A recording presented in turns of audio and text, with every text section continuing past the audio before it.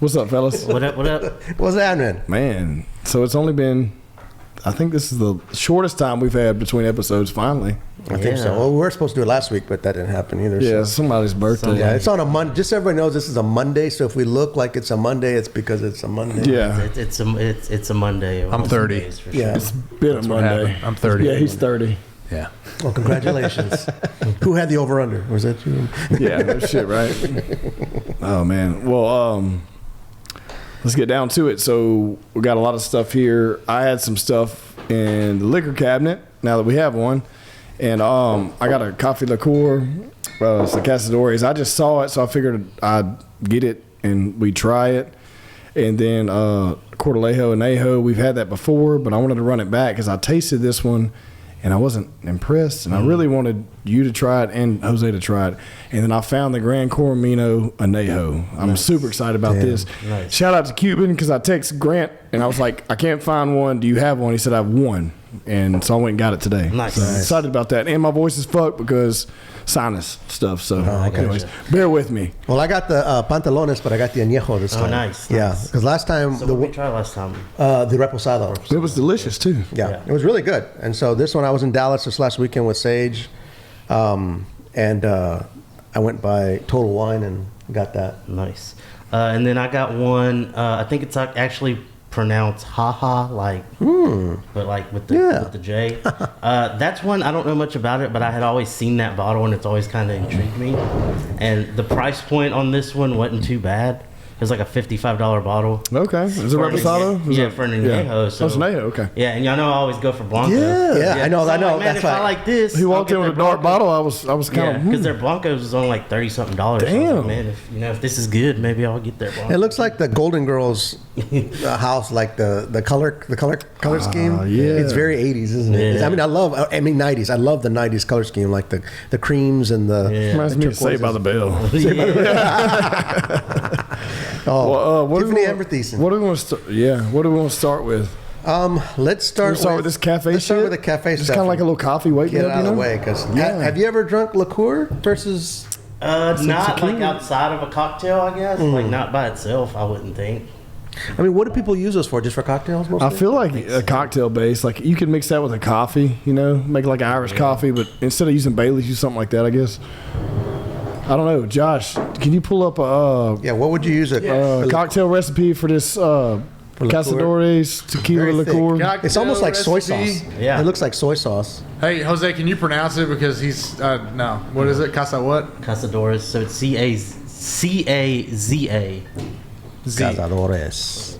And I'm not really a big fan of Cazadores. I know a lot of people like it, We've had it before. but there's been something about the flavor that I haven't. You know, what was that? Cheers. Some coffee in there? Yeah, Oh wow, I can Okay. smell it. not what I was expecting. So, Holy shit, that's not bad at all. No, like, Wow. That's not bad at all. Oh yeah, I would drink that every morning. Holy shit. Wow. You dropped that in the...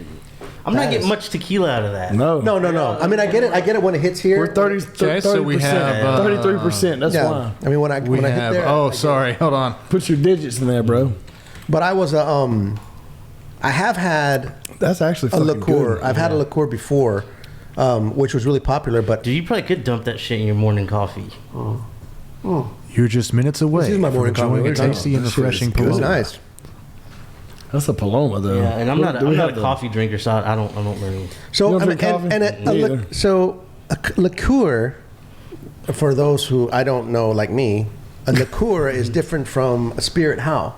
Because it's derived differently or made differently. What's a liqueur That's versus a a spirit? question I for wanna me. That's a good say- question for Josh. Yeah. Yeah, what's the difference between a I liqueur? want to say a liqueur is basically you just soak like a spirit in something, and the dilution comes from whatever you're soaking it Well, it in. definitely has sugar additives like a According to sunfish. Lynette Marrero, co-founder of women's bartending competition Speed Rack, liqueurs are simply distilled spirits that are sweetened and flavored. Okay. Yeah, fruits, nuts, herbs, spices, Coffee or chocolate. Yeah. All right. I mean, that's a hell of a way to start it off. That's a nice little I like entry. that, but it sticks on the edge of the. Yeah. It's going to so stay like, with yeah. all of them, I guess. Now a good palate. I have a mic over here, I'm going to start, like, whenever y'all ask me questions, I'm going to do the robot voice and just recite, That's fine. That'll recite work. stuff. I can get down with that. That's not bad, though. Swag. No, it's not bad at all. I was expecting it to be horrible. All right, let's do the añejo. All right. And we'll put right. it in here. So and sort of clear we'll out talk the about thing. this real quick. Yeah. We've had this before. Have you had the añejo? I have not. Okay. All right. You've never had it. Okay. Well, you can give 100% honest opinion. Okay. And I'm not we're going not gonna say anything I'm about not it. going I to want you to preface try it. anything. I'm just going to let you. Let's go with Will it. you grab me another glass? Just because I want to. you I don't don't wanna- want to taste this he won't- coffee yeah. in there. I want to Thank taste you, coffee man. in mine. Yeah. We already know what it I'll tastes like. basically So clear it out. that'll definitely get it out of there. Thank you, sir. What's on the bottom of it? That's got some whiskey residue Coffee. Oh, there you from go. both. Coffee liqueur.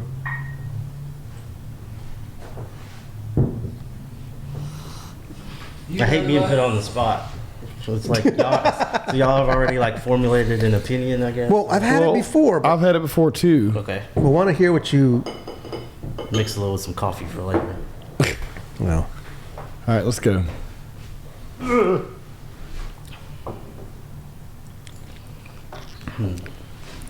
That's not bad. My honest opinion, there's a harsh flavor in Yeah, there. it For an tastes cheap. añejo? It tastes cheap. Yeah, So Ben and I have had this before. yeah, Before you coming on the show, I think we had it, yeah, and this was his favorite tequila. yeah. And I don't mean to speak out of turn, speaking for you. No, please. But I remember him saying either to me later in passing or maybe on a show when we were on just talking that he had it recently and it's not the same. Right. So I got it when we had that open house the other night, and my aunt actually gave me a bottle, and so I just cracked it open and tasted it that night, and I was like, "This tastes like shit." Like compared to what I had last time. Yeah. There's almost So- like a rubbing alcohol kind of They've thing done going. something to Yeah. cheapen the burn, like to Right, cheapen right. like and something. all I can think is, and maybe you can tell me about this because you do manufacture. When you speed up production to meet sales quotas, because Cortalejo has gotten really popular over the last 5 Yeah, years. they have. You They're a know, big brand, yeah. because I remember when I first got it, it was really really hard to find. Yeah. I mean, now you can get it at now you can get it at Brookshire's. Yeah. You know, and so I'm wondering if in the process of trying to speed up production or mass production, they lost something in it, or they had a bad batch. Yeah. But I've had more than one bad, because like you know how like when a liquor corks. Yeah. Like, you know, air gets in it, so all of a sudden it's like, Yeah. my very first bottle of the, I think it was an extra, I can't remember what it was. It was a Cortalejo, but it was like a special bottle. And it was when I was still just like getting used to tequila and trying to figure it out. It tasted horrible. I'm like, is this how it's supposed to taste? Yeah. Or did I do something? And Right. and I couldn't even really finish it, but because it wasn't that good at all. But I don't know if in the process of them trying to put more out, they lost something, It could or be. I mean, or their you know, distiller that I've changed heard distillers. of people, you know, maybe they just kind of, you know, for the sake of mass producing, I guess they kind of, you know, came up with a technique to be able to mass produce it more. Or sometimes people grow too big and they start outsourcing more than they're used to. that's a good You know, point. even like the agave, you know, like if Yeah. you're not producing enough agave as fast as you need to. I don't- Now you're outsourcing from like a I don't different. think. I think it's a cutting corners thing. It just Yeah. tastes like a. Yeah. You know what I mean? Yeah, yeah. That's what. Well, it did you tastes see like. that Tequila Mamacita went to Mexico? No, I haven't kept up with her. Yeah, I've been following her, We and need to collab or reach out to her or Yeah. something and do like a Zoom. I just haven't kept up with it. Since She we went. talked She about went down there with her husband and I guess some friends, and they went to visited some distilleries and stuff like that. And so it was a neat thing to watch and to experience. I would love to do that, man. it. Let's do Yeah, it. to go down to Field trip, distillery. baby. Y'all ready? That's I'm what I'm ready. saying. We're Look, going all you gotta do. No, Look, I want to drink. So not to like get away from your story, but they have this cocktail there, and they call it a cantarito. So it's basically like it's almost like a paloma, but it uses more citrus than a paloma. So they'll do the like grapefruit soda, but they'll also do like orange juice and Okay. lime juice. Okay. And they put like sea salt in it just to kind of like, I mean they're delicious. I've had one before, but in tequila, like Jalisco or whatever, they're known for those, and they have like all these places where people go, and like even some were like, I think it's gone like viral. Like I'll have to send y'all a video tonight, but they have these that are, and they're called cantaritos because the cantarito is it's basically like a clay kind of cup or whatever. I've had Oh one wait, is that the before. kind where they just freaking do the whole bottle? And they're huge, and they're like pouring a whole bottle of tequila, I've whole seen that. 2 liter. Like I've had one of those Yeah. before. Yeah. I was at God, I can't think of the name of the place. What's the place on Airline in front of like Buffalo? There's a Mexican joint. The guys that run it are really cool. Yeah, I know used to how go you're there. talking about. Huh? El Jarrito. Yes, Jarritos. Jarritos, yeah. Yeah. So, look at him, man. He's on I know. point. Finally, when he's in here, he's I actually know, really I know good. when he's here, he's on he, point. he you didn't know? even have to search for it. Yeah. So I've been there, and he made me one of those in the Yeah. clay cup, and I was like, "What the fuck is this?" Because it looked like a Paloma with the stuff he was putting in it, Yeah. but it tasted similar, but was better. Yeah. I think that salt kind of brings stuff out too. So Yeah. Anyways, go to Tequila, and then I would want to do like the cultural learning of the, going to process. the distilleries and stuff. Yeah. But then also go grab one of those just to say Yeah. you did. Dude, I'm so down. Have you seen 2025? Have you seen the tequila train? No. Cuervo I puts think you on talked a about that tequila before. train. Yeah. Now, and I love trains. Okay, I know it's kind of a weird thing, but I love trains. I love traveling by train, just because it's one of those things like a roller coaster ride. Once you're strapped in, you have no control. Yeah. Okay, so if you don't have Wi-Fi, if you don't have this, you're screwed. That's it. Yeah. You're just you're required to enjoy the moment, experience the moment. And so there's one guy I watch on online. Downey Live is his YouTube thing, and he travels by train. And he actually did a series where he traveled from Miami all the way to Alaska by train on different things. And he's a really cool guy. I like his stuff. He's got a really good family, and he travels with them sometimes. But he was in Mexico, and they went on the tequila train, and Cuervo puts it on, but they bring out the good Cuervo. They don't bring out the the spring break Cuervo. And so it looked like a lot of fun. I was like, that would be a really cool thing. This is riding a train, because you're just like you're not just in a bar. The scenery around you is changing. The environment is changing. The temp, everything is changing. The altitude is changing while you're drinking. It's just, and then that of the train as you're going is just something I'd want to experience on with tequila. Hell In the yeah. mountains of Mexico. Yeah. Just no rain. It's pretty and stuff like that. Dude, so. I totally was gonna. I said we should. You're not open today though. I was like, we should have got fucking burgers, but that was for last week, and then we had to change. Yeah, you're so. gonna live that one down for a while. So haha. All right, let's try the haha. How's business been, man? Good, man. Yeah, what's the? I was going to ask you, what is the biggest difference between that location and this location? Shit, running a restaurant. It's not a Okay, restaurant. before you say it, I got to say That was this. the wrong word. That was The the wrong, first day I- completely wrong the first word. day I went- But having a kitchen is Yeah. Okay, and before I'm going to interrupt you, because I have to say, when I came and brought him bread that first weekend that they were open, I came to bring it to him, and I'm like, "Where's Jose?" And I see all your partners out there, talking to people, doing something. He's back in the back frying fries. yeah. I'm like, "Well, there's the Mexican right there. Yeah, That's what he's got it. doing, man. Yeah, He's doing just it. got his gloves on." But go ahead. I Yeah. thought it was awesome though. to No, see but that. I mean that's part of it too, and like my business partner Colby, he's back there shit more than me these days. But I think when you start a business, you got to be ready to do whatever part of it you need to do. So Yeah. No, and that's good because that's I've never ran a fry line before, but I did that night. That's for sure. And whether you know it or not, it really brings it actually gives you respect of your staff. Right, Because right. like when I ran my golf course stuff like that, I would bust tables. I was like, I'm not going to ask anybody to do anything that I'm not willing to do. Right. Especially if they're busy. You take care of the guests. Yeah. Let me take care of this because this shit doesn't matter. I mean, it matters, but it's not something that it's something that I can do, and it's not a big deal. You go take care of them. I'll take care of this, and then you actually get that vibe of we're all pulling together, we're all rowing in the same direction, and also by you experiencing that when things are late, when orders aren't coming out, when things you understand why. Yeah. You get the opportunity to do that. So, all right, haha. Cheers. Wow, it smells. Damn.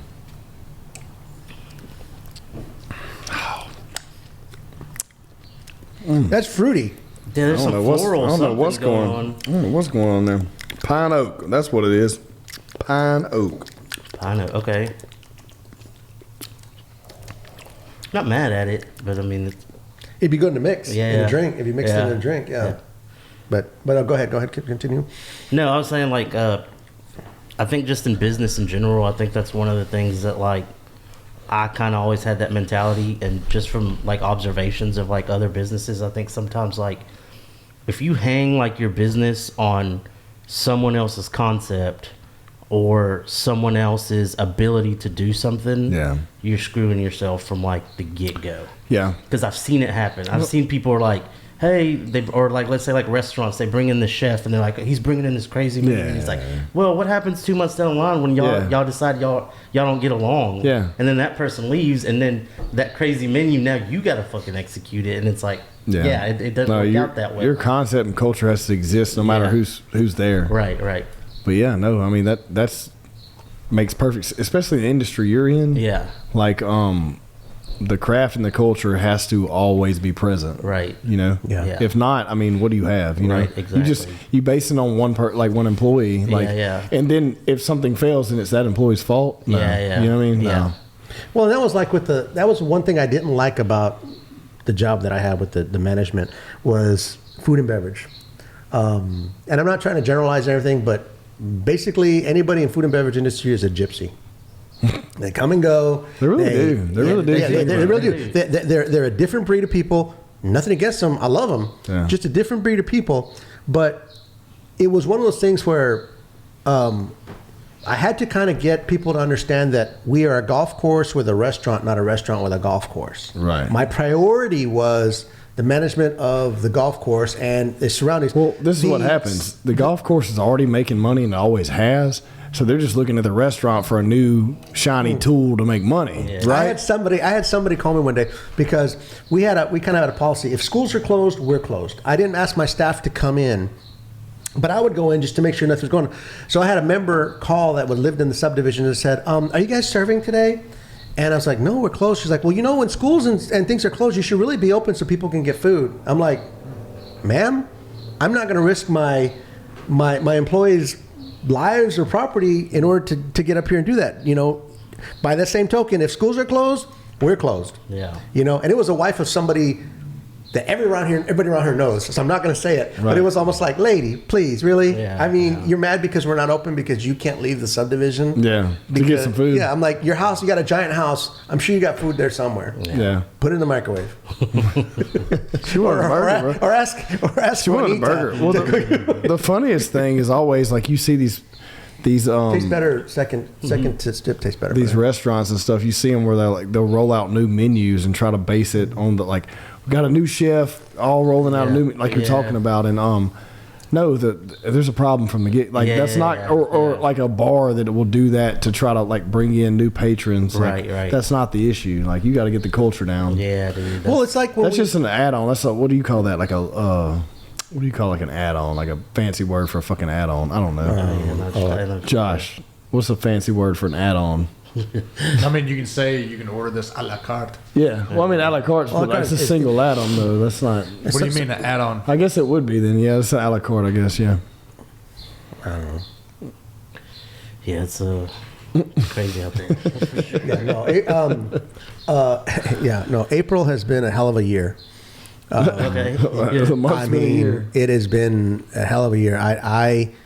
We moved our shop after 23 years. We moved our location, and the interesting thing about growing up military is every four years or so you moved, so you never accumulated anything, and if you did, you dumped it before you left because you were only allowed so many so many crates of your shit to be moved. Right. So I grew up whole life growing up. It's like something comes in, something's got to go out.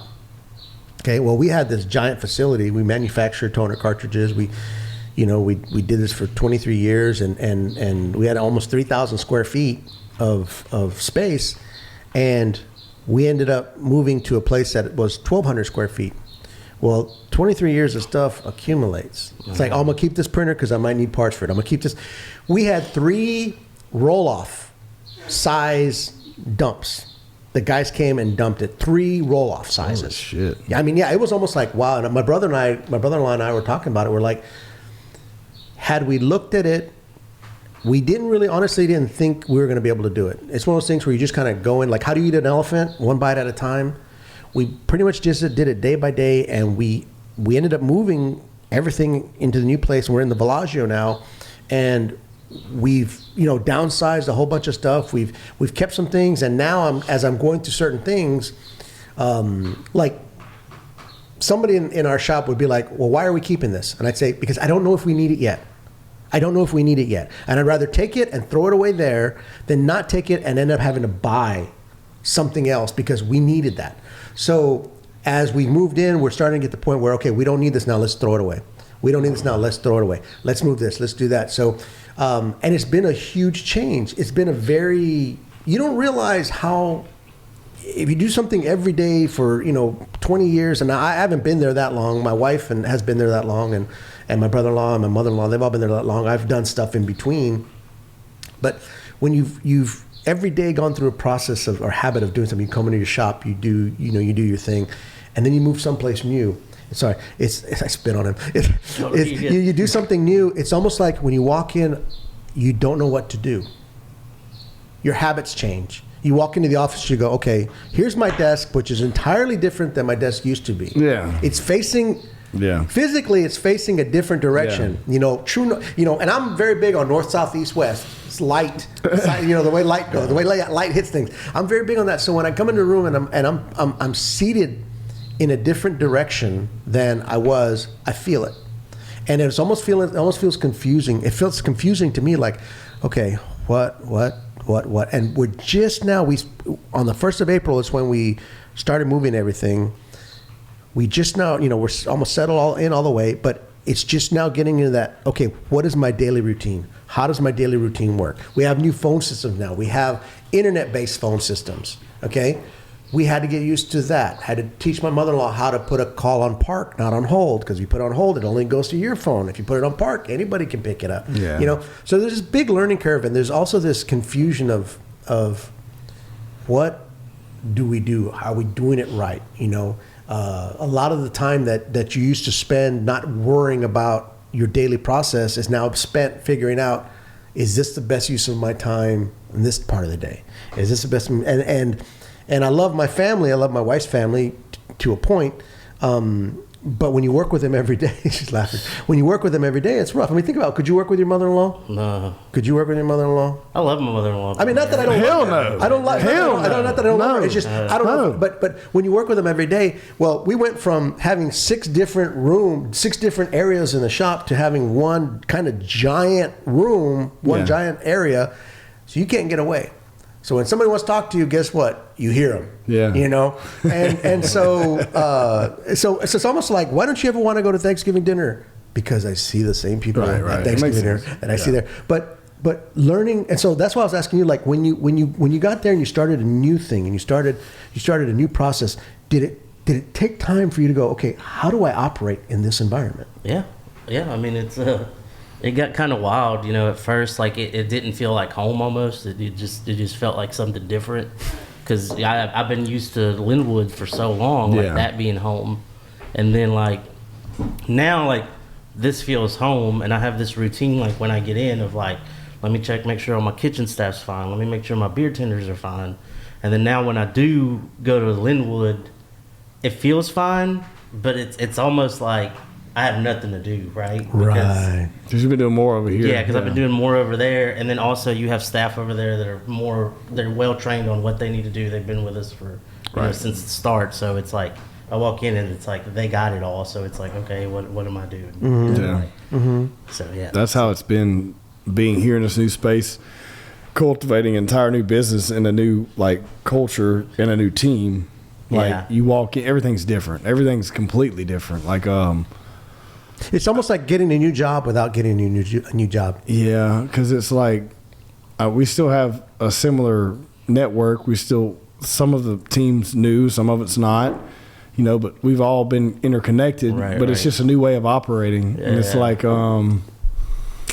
don't know, it's different, definitely different framework, you know what I mean? Yeah. But it's interesting because like when you have control of everything, I don't know. Everyone seems to think like they're like, oh man, it's so stressful. I stress less having control. Yeah. Because anyone I've ever talked to, or anyone you deal with that are like really stressful people, they stress out about shit they can't control. Right. But if you can control everything, able to define those stressors and then alleviate them. Yeah. Now, if you choose not to, that's on you. You know what I mean? But Yeah. it's at least in your wheelhouse. You know what I mean? Yeah. Yeah. Or you're in control. No, But it is. It is, and it's almost like when we moved all our stuff over, the simple operations of knowing where something is Yeah. changes. Yeah. And it's like, okay, where is that? Where? And then it's like, okay, back when at the other place I used to keep it right here, but here it's going to be easier if I keep it right here. So that's just like this. And I guess that might be like I've only been married once. I'm only ever going to be married once. But I wonder if that's what it's like when somebody marries somebody else and I don't know, Josh. Your days. What's your take on that? Days. Yeah, Josh, is that what it's like marrying somebody else? Like, explain the point you're trying to make. is that at my old place, I used to keep what I did over here, but at my new place, it's a lot easier to keep it here. What do you mean? Like my data, like how my workflow goes, like my files and my my to-dos and my materials and things like that. Because it's smaller and more. Yeah, exactly. I have to be more compact. What does it have to do with being Married once and then being married. And then married again, second time. again. How much you have to change your daily operation? Are you the same person? Can you be the same person? Obviously, you can't be the same person because if you were, you'd be divorced again. But yeah. So my take on that, that's a good point. My take on that is this: I really believe that, the people that don't change are the ones that get married 3, 4, 5, 6 times. So I mean, the thing is like, if you got divorced in the first place, it's because of one or two things. Actually, 2 or 3 things. Either you personally weren't happy, they personally weren't happy, or both of you weren't happy together. Right. In our case, neither one of us were. So we made a grown-up decision to not, scorch the earth. We just separated, got divorced, and have joint custody of the kids. I mean, it's nobody owes anybody. But I mean, but how you operate daily as an individual. I mean, it changed dramatically because we were both living, and for both of us it did. We were both living a life that we didn't want to live. Put it like that. You know what I mean? So I mean, yeah, like we're both a hell of a lot happier to do the things we want to do now. Yeah. all right, back to tequila. Matthew McConaughey's pants. Yeah. Why are you making all those noises? It's great. Because I actually go down the wrong hole or something? I took it in the wrong way. I know it's not. No, I did it's not actually get very that- smooth. I did not get that same. But see, what reaction. happened is when we had the that episode that we lost, we had pantalones, but we had the reposado. Yeah, So this is the añejo. this is fucking delicious. Yeah, it is. It's delicious. yeah. God damn. But it's got additives. Didn't we do that research? But I don't care. I don't Yeah. give a fuck. Like, No, yeah, it says additive free. I don't What give are a the additives? shit, dude. Well, I like don't me, care. I just like I'd rather know. What's you know? the claim though on that? Like, why? I don't know. What is Some it, people purist? Yeah, purists are very like, But also, hey, who if it has gives a fuck, additive, man? right? 100%. Who gives a fuck? Right. Yeah. Well, see here, it You're says still drinking organic. alcohol. It It's says not- 100% organic, but isn't everything honestly 100% organic? Yeah. Yeah, but Here's my thing though. Like me mentally, I just want to know, and Right. I think that's just like the so you can the- stack it up against one that. right. And it's also the creator in me, where it's like, if you got that flavor naturally, like I want to be like, okay, I wanna know how the fuck you how did the it. fuck did you Yeah, do that? yeah. Like, and like obviously that takes some skill. I but- could see it on that, but the people that argue about, I don't know because I get kicked out of the tequila groups, so I don't know. But the people that do, I would say if you're still in those groups, Yeah. the people that argue about those types of things, I'm there's like, a lot of people what the fuck that they're does it like, matter? it has to be additive free. And I'll say this: I do try to stick mostly to additive free for that same token that I want to like, experience something like how I guess the creator thought like this is how it should taste. Right. But if it does have additives, like I just want to know like this has additives. Yeah, exactly. That So way when not- I do pick that out, I'm like, okay, that's Yeah. That's, Oh, that tastes amazing. Well, it tastes amazing because Yeah. it's almost like, no, I'm not even going to say that. It's like, yeah. But it it's- shouldn't take away from the product, right? Like if I know that there was additives in here, now I kind of just know like, okay, they did a perfect job of like balancing this Right. cinnamon taste with this vanilla taste and this Yeah. oak taste. Right. Like that's, you Yeah, know. very good. I agree. But no, it's very smooth. It's got a nice flavor. I mean, we even liked the reposado. The reposado was great when we had it. Yeah, it was great. It was really good. I was really, and what's interesting is, you get those quote unquote purists in those groups, who, if somebody says something nice about this, they shit all over him because it's not this or that. And I'm almost like, I don't like seafood. I hate it, but I don't hate anybody that likes it. Yeah. But it's almost like in this type of, and not just this, sports things, a lot of people in this, and I think a lot of this has to do with social media, with everybody thinking that their voice matters, is that when somebody likes something, there's always a group of people who's willing to say you're wrong. Yeah, and here's why you're wrong. They're there to disagree with you. Yeah, that's They're there that's to find a it. No reason matter to what, disagree. that's the group they join because that's where they feel comfortable disagreeing. If not, it'd been another group. Yeah, and it upsets me because what if somebody never tried it? What if somebody never had the opportunity and they started reading this and they said, well, maybe I shouldn't, and they missed out on an opportunity to experience something that they may have really, really liked, but because pendejos are sitting there going, oh, well, you know what, that's not this and that, and you should really, if you think that that's that, then you're full of shit. And you think, oh, I don't want to be full of shit. I don't want people to think I'm stupid and I don't know what I'm talking about. So I just think, obviously, what do they say? Too many chefs spoil the pot or spoil the stew or something. Too many ingredients. Too many cooks in the kitchen. Too many cooks in the kitchen. Yeah, it's like, too many chiefs, not enough Indians. Yeah, something like that. Yeah, I don't know if you can say that anymore. Yeah, you can. Like We're edit- Indian. edit- I'm edit- Indian. You're edit- Indian. edit We all that got out. Indian in us. Edit that out. No, Wait, sorry. what did you say? Nothing. No, I need to know so I can edit it out. No, don't edit it out. I'm joking. I do not care. I'm a one. No, he said. He one. just said, I'm 1/4. I'm actually a quarter Cherokee. I believe. yeah, he so said I too can say many whatever I too many want. chiefs, not enough Indians. That's what I said. Oh, that's not. Yeah. Which is not. No, it's not because. And here's the deal: is it's never been that way. There's never been too many chiefs because there's always a chief, and the tribe respected the chief, and whether the chief. And that's one of the things I liked about the movie Dances with the Wolves. And yeah, it has a lot of historical inaccuracies, but when the chief spoke, everybody shut the hell up. And when he said this, even a wind in his hair. And I got to say wind in his hair because my wife, when she met me, I had long hair. So she said I looked like wind in his hair.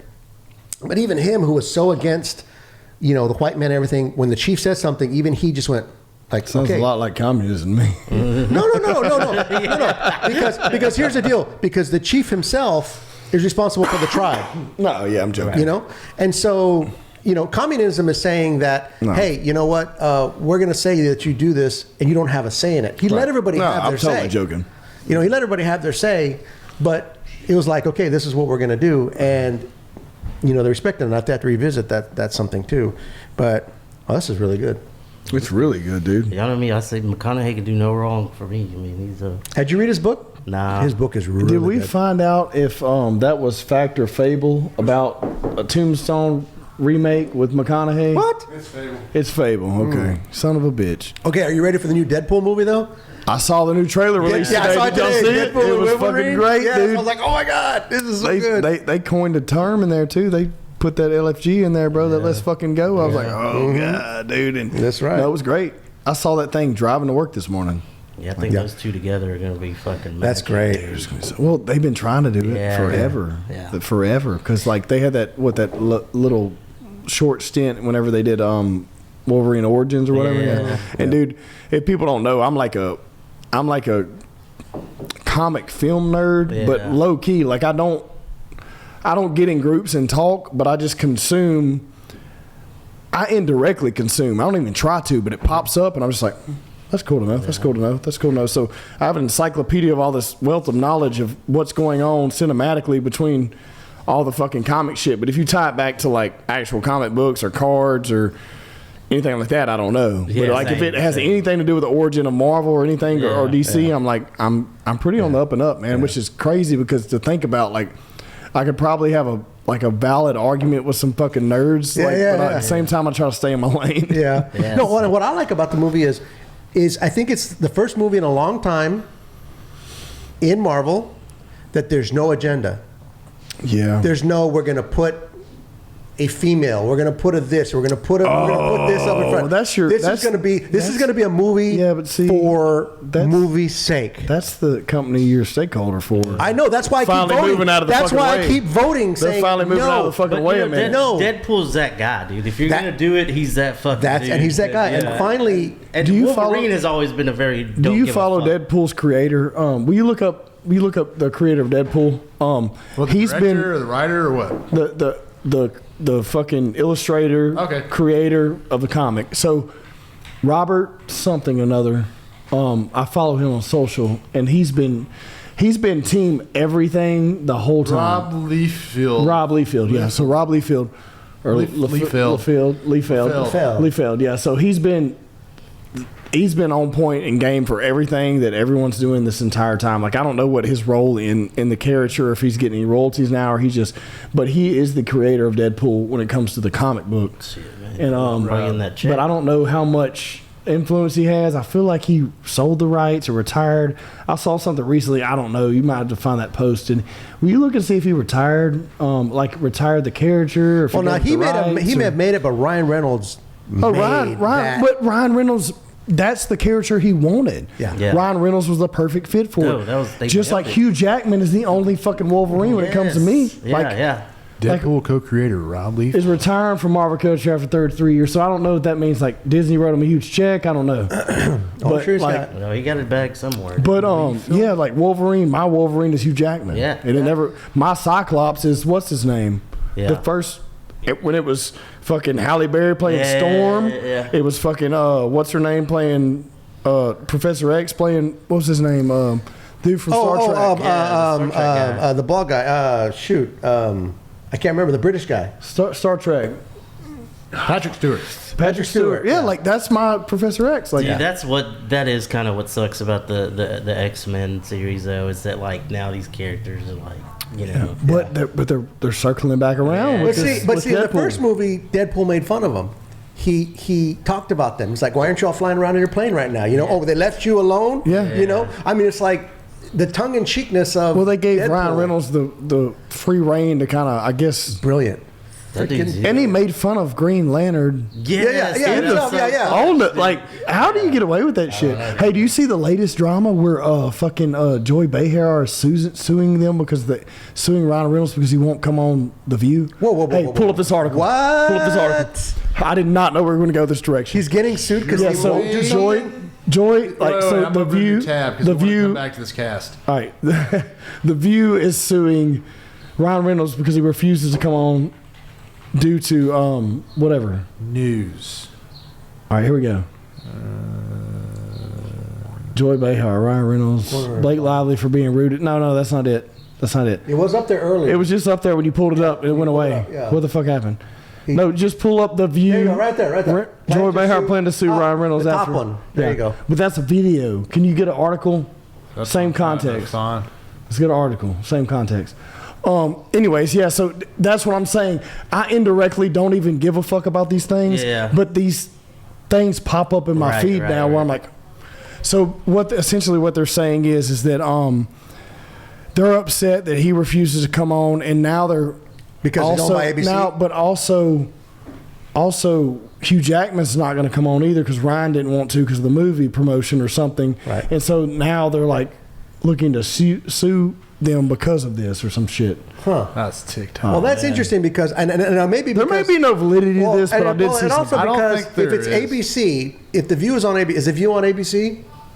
Because Disney owns ABC, right? So they're just and if it's like look, if it's like look, every project that Disney puts out, we have right of first refusal for interviews and stuff like that. Oh, so they're saying then so that they could have be a thing. valid argument. So she can say this is the first time I heard it. So I'm just saying that why I think they would be sued would be because they have the right of first refusal to say we want them on our show first because we're all owned by the same parent company. Right. And if they don't come, then they're in breach of contract of whatever. But that's my question. news. I'm stupid. I'm speaking stupidly. Fake news. It was fake news. Fake news. Okay. Look at there, ladies and All right, gentlemen. fake news. See, I'm glad we're able to clear that up. Yeah, research stuff these days. All right, so yeah, I mean, fake news. So, well, I saw that and I was just like, clickbait. I mean, I looked at it, I was like, and then I passed. I forgot about it. You know what I mean? Until y'all just brought it up. But I do think they're gonna save the Marvel Cinematic Universe. Dude, yeah, because it's getting It's getting too woke, bro. No, not that. No, yeah, it is. I'm not going there. Yeah, it is. I'm going there. Let's go there. I'm looking at from a pure content, and it's like weak. Right. Like with the new characters that you're bringing out. Right. I get it. Like, yeah, some of these people do deserve a storyline, but I'm like the nerd in me is like, bruh. The motherfuckers that battle Thanos. I need to see you know them. What I'm saying? Yeah, you're giving me a movie every 2 or 3 years. Where the fuck's my movie? You know what I'm saying? Like these motherfuckers were tough. And now you expect me to take these fucking like teenagers or all these new characters, and we're supposed to battle a motherfucker that's tougher than Thanos? You can wrap it however you want, but it's the exact same thing I just said. Yeah, and it's like, bruh. You can say you're Mexican. You can say whatever you want, man. You're not white. He's the only one that can say it. Yeah, fuck that. I don't care. So no, I completely agree, and I think that also I'm excited about John Bernthal renewing the role, and they're filming the new Punisher. No, not the new Punisher. They're filming the new Is it Daredevil? Daredevil, and they're gonna bring in the Punisher for that. Right, right. That is cool. I think that like what they did is because I watched Daredevil was like a Netflix creation. Correct. Not, I mean, he was a whatever, but like that first original series. Well, the original was fucking Ben Affleck. Now, did you read Come a on, lot Ben of Affleck and Jennifer Aniston was pretty legit Did back you in read the a day. lot of comics when you were a kid? No, none. Did Not you? None. No. See, when I was younger, I lived in Italy. So we had like the base exchange, and we had little comics. I like to read Conan. Yeah. And mostly because they drew the women in there. That's throwback. Fine. That's throwback. I mean, yeah. Fine. Yeah. Women. And in that thing. And so it was like this that's the only comic I ever read. So when people talked about, I read these comics, I read that, I could never really get into comics in the sense of my ADD or my ADHD, whatever it was that I had, my neurodivergence, was very hard for me to read, like understand comics going from here. Like okay, my brain couldn't wrap around it.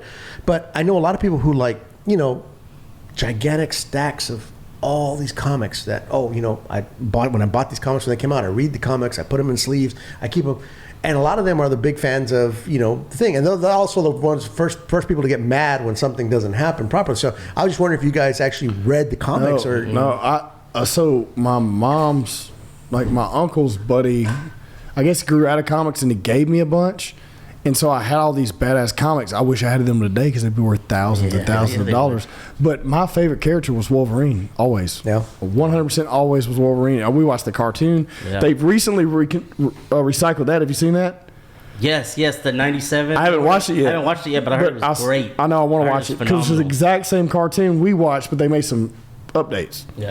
Visually and I guess maybe politically correctly. I don't fucking know what they've done. I haven't watched it yet. But I have heard I have some friends that watch it and they're like, it's fucking great. Yeah, I gotta watch it. Yeah, but I just X-Men 97. X-Men 97. It's basically the recreation of that same series, but which was huge when we were growing up because I was 8 years old, Right. And so that was my shit. That was Power Rangers and that was it, and then when all the X-Men series come out, when I think whatever company had that at that time, Fox back then, yeah, when that came out, we were like, fucking right, you had all these blockbuster stars, I did not know this podcast was going to go that direction. Well, that's a good thing. Well, that's a good thing about this podcast because we don't have a script, we don't have hey, we're going to talk about this today. We're going to talk about that. That's why it's Tequila Talk, because we start drinking and then we just start talking about things that come to our mind and things that we feel are important to us or things that are whatever pops up. And I like that. And that's one thing I like about Rogan's, about Joe's podcast, that and a lot of times he'll repeat himself about certain topics, but it's cool because there's no script. Well, he repeats himself because he doesn't assume that the same. Each person is going to watch every single fucking episode, right? But also because that's his belief. Right. Because when a person repeats the same things over and over again, it's not a lie. Right. Well, it's cool too because I think he's also created a concept where his artists or not artists, his guests, people that go on there, they know that regardless that they can go in there and be themselves. They're not going to get judged for anything. They're not going to, or they don't have an agenda to push. Or also, he will call him on their shit too. Immediately. Yeah. Did you guys see Neil Brennan's new show? I haven't, dude. No, I'm so far back from any episodes. I had to watch Circle Carson just because I thought it was funny because I think he's hilarious. Yeah. So I listened to that one, but I got 6 behind. I'm back up Brian Simpson because I love him. Yeah. Well, Neil Brennan has a Netflix special. Oh, I thought you were talking about him being on. Him being on Rogan. I hadn't heard that. Oh no, it is amazing. If you get a chance to watch it, this is his third special. His first one was called Three Mics. And I don't know if you've seen that or not, but it's called Three Mics. And for people who don't know who Neil Brennan was, he was one of the writers for Chappelle's Show. He's done a lot of writing for comedies. Okay. He's a white guy. And he says, he's one of the 5 guys who can use the N-word, but because he got permission. But his first special was called. We got permission from Dave Chappelle. Yeah. I don't really count. Dave Chappelle's from like fucking. No, it's funny because he said I was walking down the street and I was singing the song and I said the word. And the guy comes up to me, this black guy comes and goes, "Who the fuck you think you is talking?" He goes, "Oh man, I got permission to go." "Oh, you Neil?" You know, like, "Oh yeah, I heard about you." You know, but like his first special is called Three Mics. Is he had 3 different mics, and in each one he talked about his family, his career, his life, and he'd go from one to the other, and it was really interesting. That's cool. It was really, really interesting to hear. And he talked about his dad and how his dad died, and all this strife he had between them, and then his career. So he's a storyteller, comedian. Kind of like Chappelle. Wonderful storyteller, yeah. And then his second one was really funny too, but this last one was really, really good. So if you get a chance to watch Neil Brennan, I definitely will. But his stuff is really good and it's funny, and he's not controversial, but he's like truthful. He's like, you know, and it's like they talked about. He goes, people ask about comedians. Like people ask me, well, what do you think about transgender? He's like, I don't. I'm busy. I'm doing. I don't have time to think about it. You know. Why are you asking the clowns what they think? Well, the term controversial or the word is just weird in itself, right? Because it's like you have to take that moment. You have to take time out of your day to make something. You know, not like be a topic that is something that is argumentative about. You know what I mean? Like I don't know. Get some more water. I'll be right back. Yeah. But I mean, I don't know. I mean, where we going? Where we going? Back to Penduloness? Let's get a little bit more of that. We got to go to the grand finale here in a minute. Oh, but what's been going on with you, dude? Other than the store opening up, That's it, dude. I didn't have time for shit, honestly. But I'm cool with it. Like I said, I'm more content with it. Are you finding you found a rhythm? Yeah, dude. And Finally? And it's kind of It takes a little while. I kind of just embraced it, and it's just kind of like now this is my routine. This is what I do, and I'm super content with it. And you start seeing results, like like now you're finally starting to see results coming in from all the work. And I mean that just like now you have 2 locations that are just like doing what they need to do, and it's not even like a huge financial thing, but just kind of like, okay, we're, but also it puts that pressure, which isn't like negative pressure for me, where it's just like foot on the fucking gas pedal at all times. Like, and that question over that cloud that's constantly hanging over saying, okay, when is this going to be a full-time? Yeah, dude, I'm so ready. One of these days. But no, dude, I'm grinding all the time, and I see you down here, and we don't get to talk because you're busy and I'm busy. Yeah. But it's mad respect, dude. Yeah, no, I'm happy for you. I'm happy for you. Same, dude. That's cool. I was like we were just talking about like all these TV shows and shit, and I was like, damn, I didn't have time to watch none of this shit. Yeah. But I'm okay with it. Except for Saturday night, dude, I did cut out early. We were slow, and I was just like, you know what? I'm gonna go home, and on the way home, I picked me up a 6-pack, and I was like, I'm gonna watch this fucking boxing fight tonight. I really want to watch. Oh yeah, dude. I was stuck slinging barbecue in the pouring ass down rain. Dude, it worked out though. Yeah. But no, dude, that was a good fight. I saw the highlights. Mm-hmm. I like that clip. You opening it up. Oh, that was Jeff. That was Jeff. So Jeff's my neighbor, but he's put himself on the cook team. I say that we initiated him this weekend. Mm-hmm. I said, this is your initiation. You barbecued and pouring down fucking rain and thunder and lightning. That's real barbecuing. If you can sit here and do that through this, then you're on the fucking team. Now, is that the guy that I meet at your parties? Yeah. Oh, okay. Jeff, he's a neighbor, man. He cooks some good food, man. But yeah, he wasn't slacking up, bro. He had his frog togs, and he was fucking getting I went to Dallas this weekend to see Sage. There was a concorso. The Ferrari, they have, all the fancy cars and stuff like that. And I haven't been to one in a long time. And, Sage works there now. So, I try not to go to his work, because that's his thing. And I'm like, I told Sage, I'm like, I have a lot of friends there too. So I'd like to see them and say hi to them too. So I went this last weekend and it freaking poured. Now, there were some guys that brought out their Lamborghinis and Ferraris and stuff in the rain, which mad respect, you can bring it out. But it was rough. I mean, that whatever, because I know you guys got some rain here, but it was all day. I mean, that was kind of like here, dude. There's an exotic show coming up. Josh will be on the grill. I'm going to be out of town on vacay, but Josh will be on the grill May 18th, and it's going to be Porsches and a lot of Porsches. You'll want to come to that one. Where's that? The Christ Fit, May 18th. Oh, okay. It's going to be right in your neighborhood. All right, May 18th. All right. We'll be doing tacos, and be doing carnitas, and then chicken. Yeah, he's gonna be on the. He's going to pit. I'm leaving the pit with him. So. There you go. So we got Gran Cormino. So this is the Añejo. So we've had, of course, the Cristalina. Right. But this is, I don't even know the process here. But look, my voice is shot, so I'm going to let one of y'all read this.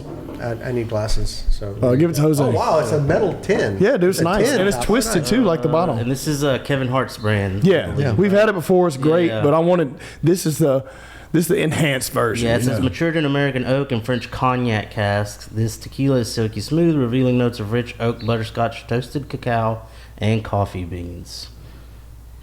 But I think this is one, just for a disclaimer, I think it does have additives. Yeah, think. Give it to him, baby. Give it to him. Well, and I'm wondering if the Cristalino was the Añejo that was Cristalino, or if it was a Reposado that was. So Cristalino. that's the thing, right? It's an Añejo, and then it's a Cristalino, and then do they put it back in these barrels? That's my question. I don't know the process. I don't think they do. I think they go straight from the barrel into like the charcoal filtration. Okay. And that's what makes it a Cristalino. Right. And again, there's people that are against that shit. But this too, is 'cause just they say- now. This is the Cristalino Yes. come out first before this Añejo did. So that's my question. No, I think it might be the same. Give me some research. Yeah. Gran Cormino, is the Cristalino Cristalino the Añejo Just that's type in Cristalino? Cristalino versus Añejo. on Gran Cormino. Yeah. Because we know that naturally, but like, did they do something different here? Why did they take so long to come out with Añejo? You know, is it a branding thing? Yeah. Why did they come out with Cristalino first? Oh, How shit, do you but spell Cormino? Now that you say that, Cormino. now that you say that, I mean, the Cristalino might just be like a Reposado or something. You know, that they Yeah, just said, we don't know. We'll filter this. But we need Gran Cormino. Can I read it? But that's just a generic term. That's not about. But What's yeah, it mean? You want to know the difference between the two? No, we know the difference. Go down to the people who We asked. want to know. Right up there. Go up a little bit. One more right there. Not even that. We know that, but I want to know Gran Cormino specifically. Did this, like, how did they come up with the? Did they get the Cristalino from a Reposado or an Añejo? Correct. On Gran Cormino specifically, not. Well, I can tell you this that that's from them though. that It's like Añejo is precisely blended with Añejo, master and cognac, making both tequila. did you already drink? Or are you waiting? Does that answer the question, or that does not answer? I have the no question? idea. No, do some research. We don't know yet. Well, I can tell you that Look, it says Volcan de it- mi It Tierra. does say Cristalino That was- is usually an Añejo or extra Añejo. Yeah. Okay. Yeah. Yeah. Because I mean, what's the purpose then? I might as well just keep it a freaking. Yeah, they Blanco. The Cristalino is just filtered through charcoal. That's the Correct, only but- difference. But what But is is the it- base? Is but the is- base what does in a it start Reposado? as? Or is it a base of Reposado or an Añejo? Oh, but it's different per company, right? Yeah, I would say so. Sorry, we're going down this hole. Oh, it's like sniffing. This is like sniffing rubber cement in high school. What? Like, in a good thing? or Smell bad it. thing? See what you think. Smells delicious. Salud. Shout out to Kevin Hart, Yeah. one of the greats. Dude, he is a funny motherfucker. It does have additives. I can tell you that. Yeah, I taste it. God damn, that's good. Did you go to a show when he was here? No, Oh, I didn't either. apparently, Oh, that's smooth. There was a second show that got canceled. because of the attendance or something. I have no idea. I saw Kevin Hart here. Okay. Wait. I know My something's in there. first sip, I wasn't very happy with it, but as it has a chance to linger on my palate, I really like it. That's pretty smooth. Kind of like the afterglow I get after a that real good one. cognac, dude. I've never tried. I've much never had cognac. but I think that's what I'm getting. That little sweet smoothness at the bat. It's pretty superficial as far as the. Like, We're not getting enough info. they're always not going to tell you what they do. Motherfuckers. Yeah. Of course. Look, I respect. I like it better than a Cristalino. I don't know. Can you bring that Cristalino in here? Oh, you Please. got some? Oh, Yeah, I got. okay. Dude, I stay. I stay loaded with it. We're No, gonna because we're gonna run it. Hey, and a couple more glasses too, Some Josh. you don't mind? people are against the Cristalino, and it makes sense, like theoretically, if you think about it, because they're like, you're stripping the color, but what's the purpose of filtering? You're stripping flavors away, right? Right, what's the reason? So if you're making a good product, like, what's the reason of like why are you filtering it? We're gonna stack it up. Well, here's my thing. Most Cristalinos cost more than your regular Añejos. Yes, exactly. This Cristalino is $40 cheaper than the Añejo. So my question was immediately, okay, why is the Añejo just now coming out? if the It Cristalino must had be to a- be it must be a barrel Repo- aged first before it was filtered. It must be a reposado then. That was Cristalino. Still has to be barrel aged a little bit. A little bit, but still, yeah. But I mean, I do know that the Volcán de mi Tierra was a añejo that they made a Cristalino. There you go, Jose. I wonder if Oh here, yeah, oh here. I've thought about this in my mind. I wonder if Cristalinos, because it's a new thing, right? Yeah. If it's just a marketing ploy to get us to spend more money. No, what? No. You don't think that the alcohol manufacturers don't care about quality? Oh, you're one of them. We're double All right, fisted. so cheers. All right, I'm gonna go Cristalino first. Tastes like ass. It don't taste good now after having I'm that. definitely taking the Añejo all the way. But I'll say this. So, like, But the first time we ever had this, Yeah, we were it like, was. "Holy fucking shit!" yeah. And again, have our taste buds changed so much to the point that No. Okay, No, just making no, sure. no, Okay. I'm just making sure. He tried that immediately. Yeah, we haven't gotten no all way. snobbish. There's no way. There's no way. There's no way. So I brought my boy because we lost him. Sorry to hear about that, man. Yeah. Thank you. man, I know I'm we talked sorry. about that. Gryffindor was. I think it was 2.5 years ago. I said that my dog had cancer, and that he was going to pass, and we weren't sure. They gave him 6 to 9 months, and he lasted 2.5 years. There you go. And for anybody who has a pet, and I brought him on because I wanted to talk about this. I want to talk about our veterinarian, and I want to talk about the process of what happens. And I know I spoke about this before, but it's very important to me because it's not something that people like to talk about. When he got the cancer diagnosis and we talked to the oncologist in Dallas, we talked to him on the phone and charged us $150 just to talk to him on the phone. So I need to be a dog oncologist. Or a dog on call. Yeah, exactly. They had talked about it, and we decided not to get the radiation because it was in his sinus cavity. He had a tumor inside his sinus cavity. It's not something you can operate on. And his meaning of life was to chase ball. Was ball. That was his meaning of life. And they said, so he'll probably have some swelling and some redness. And we're like, okay, well, if he can't play ball, we're not going to do it. So we chose not to do it. And they said, well, it may give him, another 9 to 12 months. We chose not to do that. We decided to let him, we gave him antibiotics. We gave him steroids. We had the most incredible vet on this earth. Doc, what's his name? Dr. Sally DeVille at Airline Animal on Viking Drive. And she actually called him the miracle dog too, because we'd bring him in and she'd go, okay, we're going to give him this, we're going to give him that. And when it came time, we've had to put 2 dogs down in our lifetime. The first dog was Choco because he had bladder cancer. And when he went down, it was during COVID. And he was when he was going to the bathroom, he was bleeding. And then one morning, and we said, just wait until Sage comes home so that he can see you. So Sage came home, and that Monday, he went to use the bathroom, and he started falling backwards like this. And I went and I grabbed him. I'm like, and he looked at me, and I've never seen a dog communicate something to me so boldly as, what's happening to me? Why it's, and I said, it's time. So we called our vet. We said, okay, we're going to bring Choco in. And I'm like, can we be with him? And they said, no, you can't because of fucking COVID, right? Really, because What the dogs. fuck? Exactly. And they said, but we can bring you around back and we can give him the sedative. We can let him, rest and relax, and then we'll take him back and we'll give him the euthanasia. So we went into the back and we lay down with him, and they gave him the sedative, and he fell asleep. And for the first time in, I got to say, at least 6 months, he snored.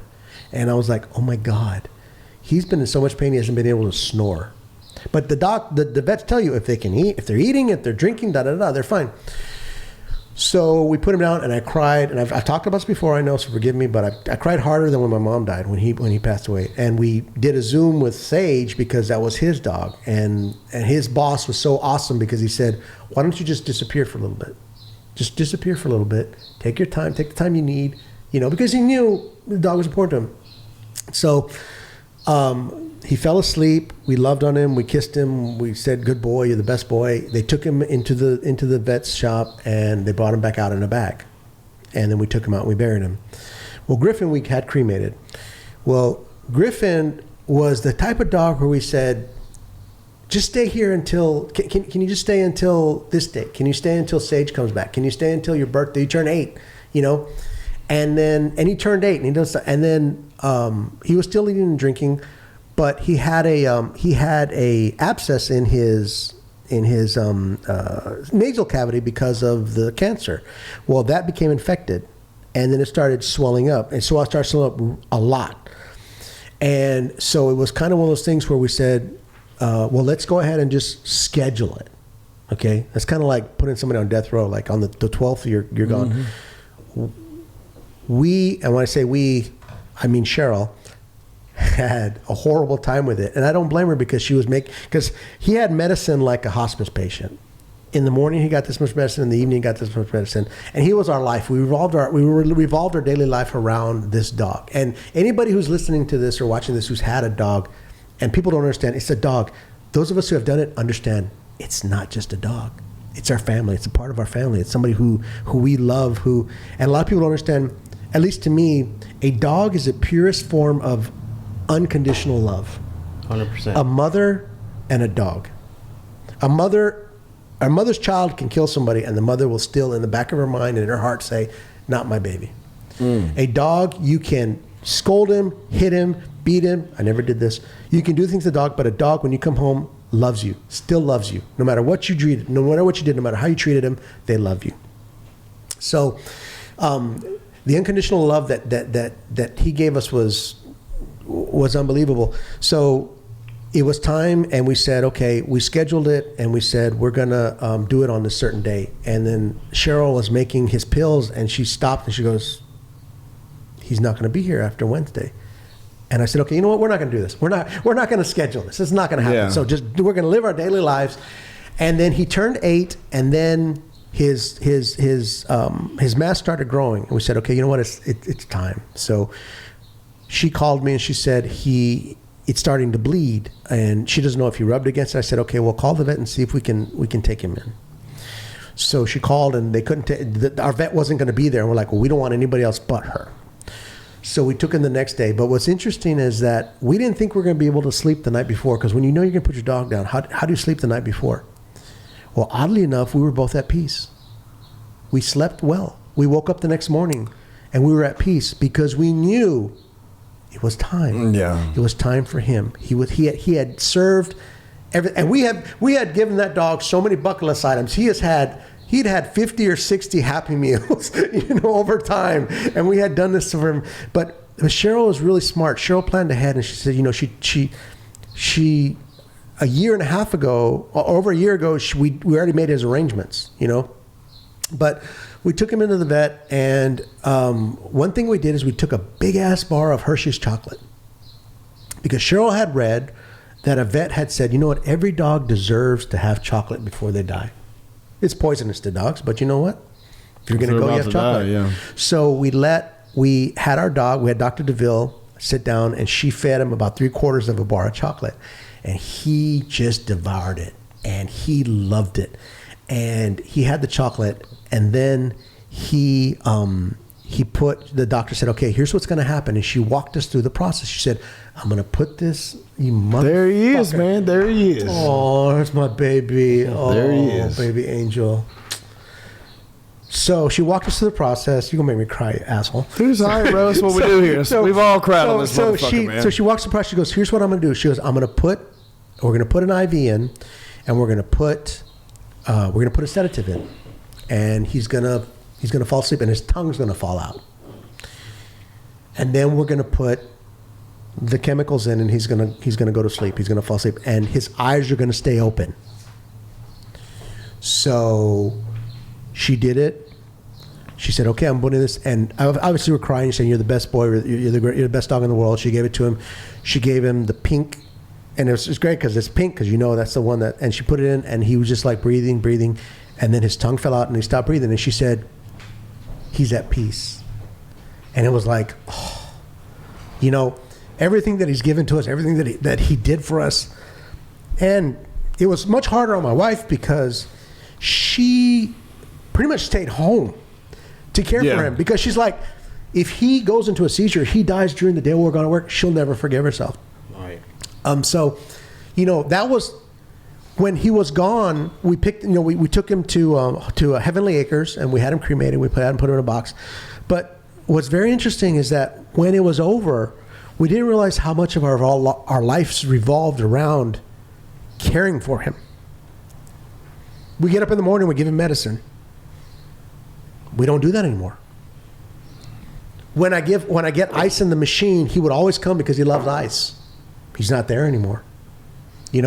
And so it was a part of our lives that we had to say, okay, that's over now.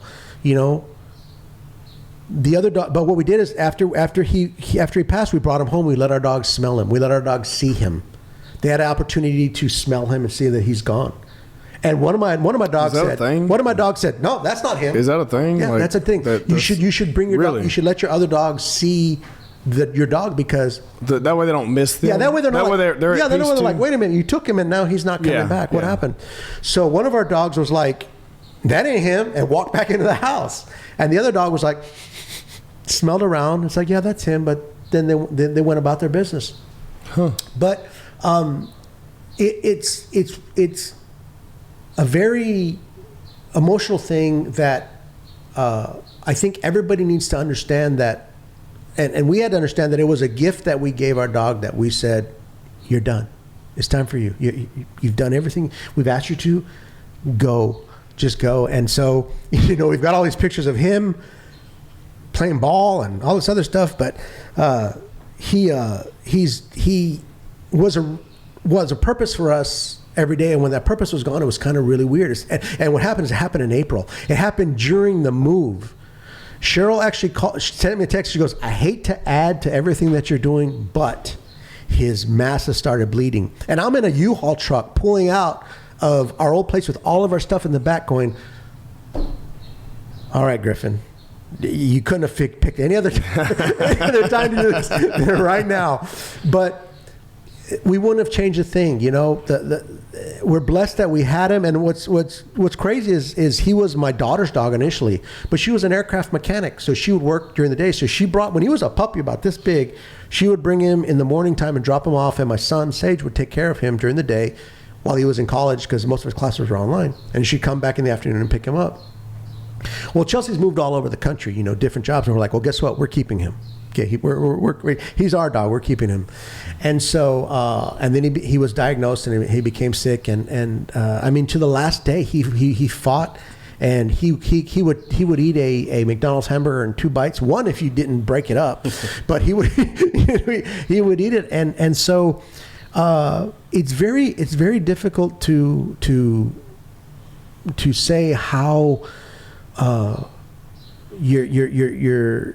not only do we have this our daily lives being changed because we don't have it anymore, our work lives are changed at the exact same time. We have a new shop, we have a new thing, we have a new this, and please forgive me if none of you have dogs and you go, why is he being such a little bitch about a dog?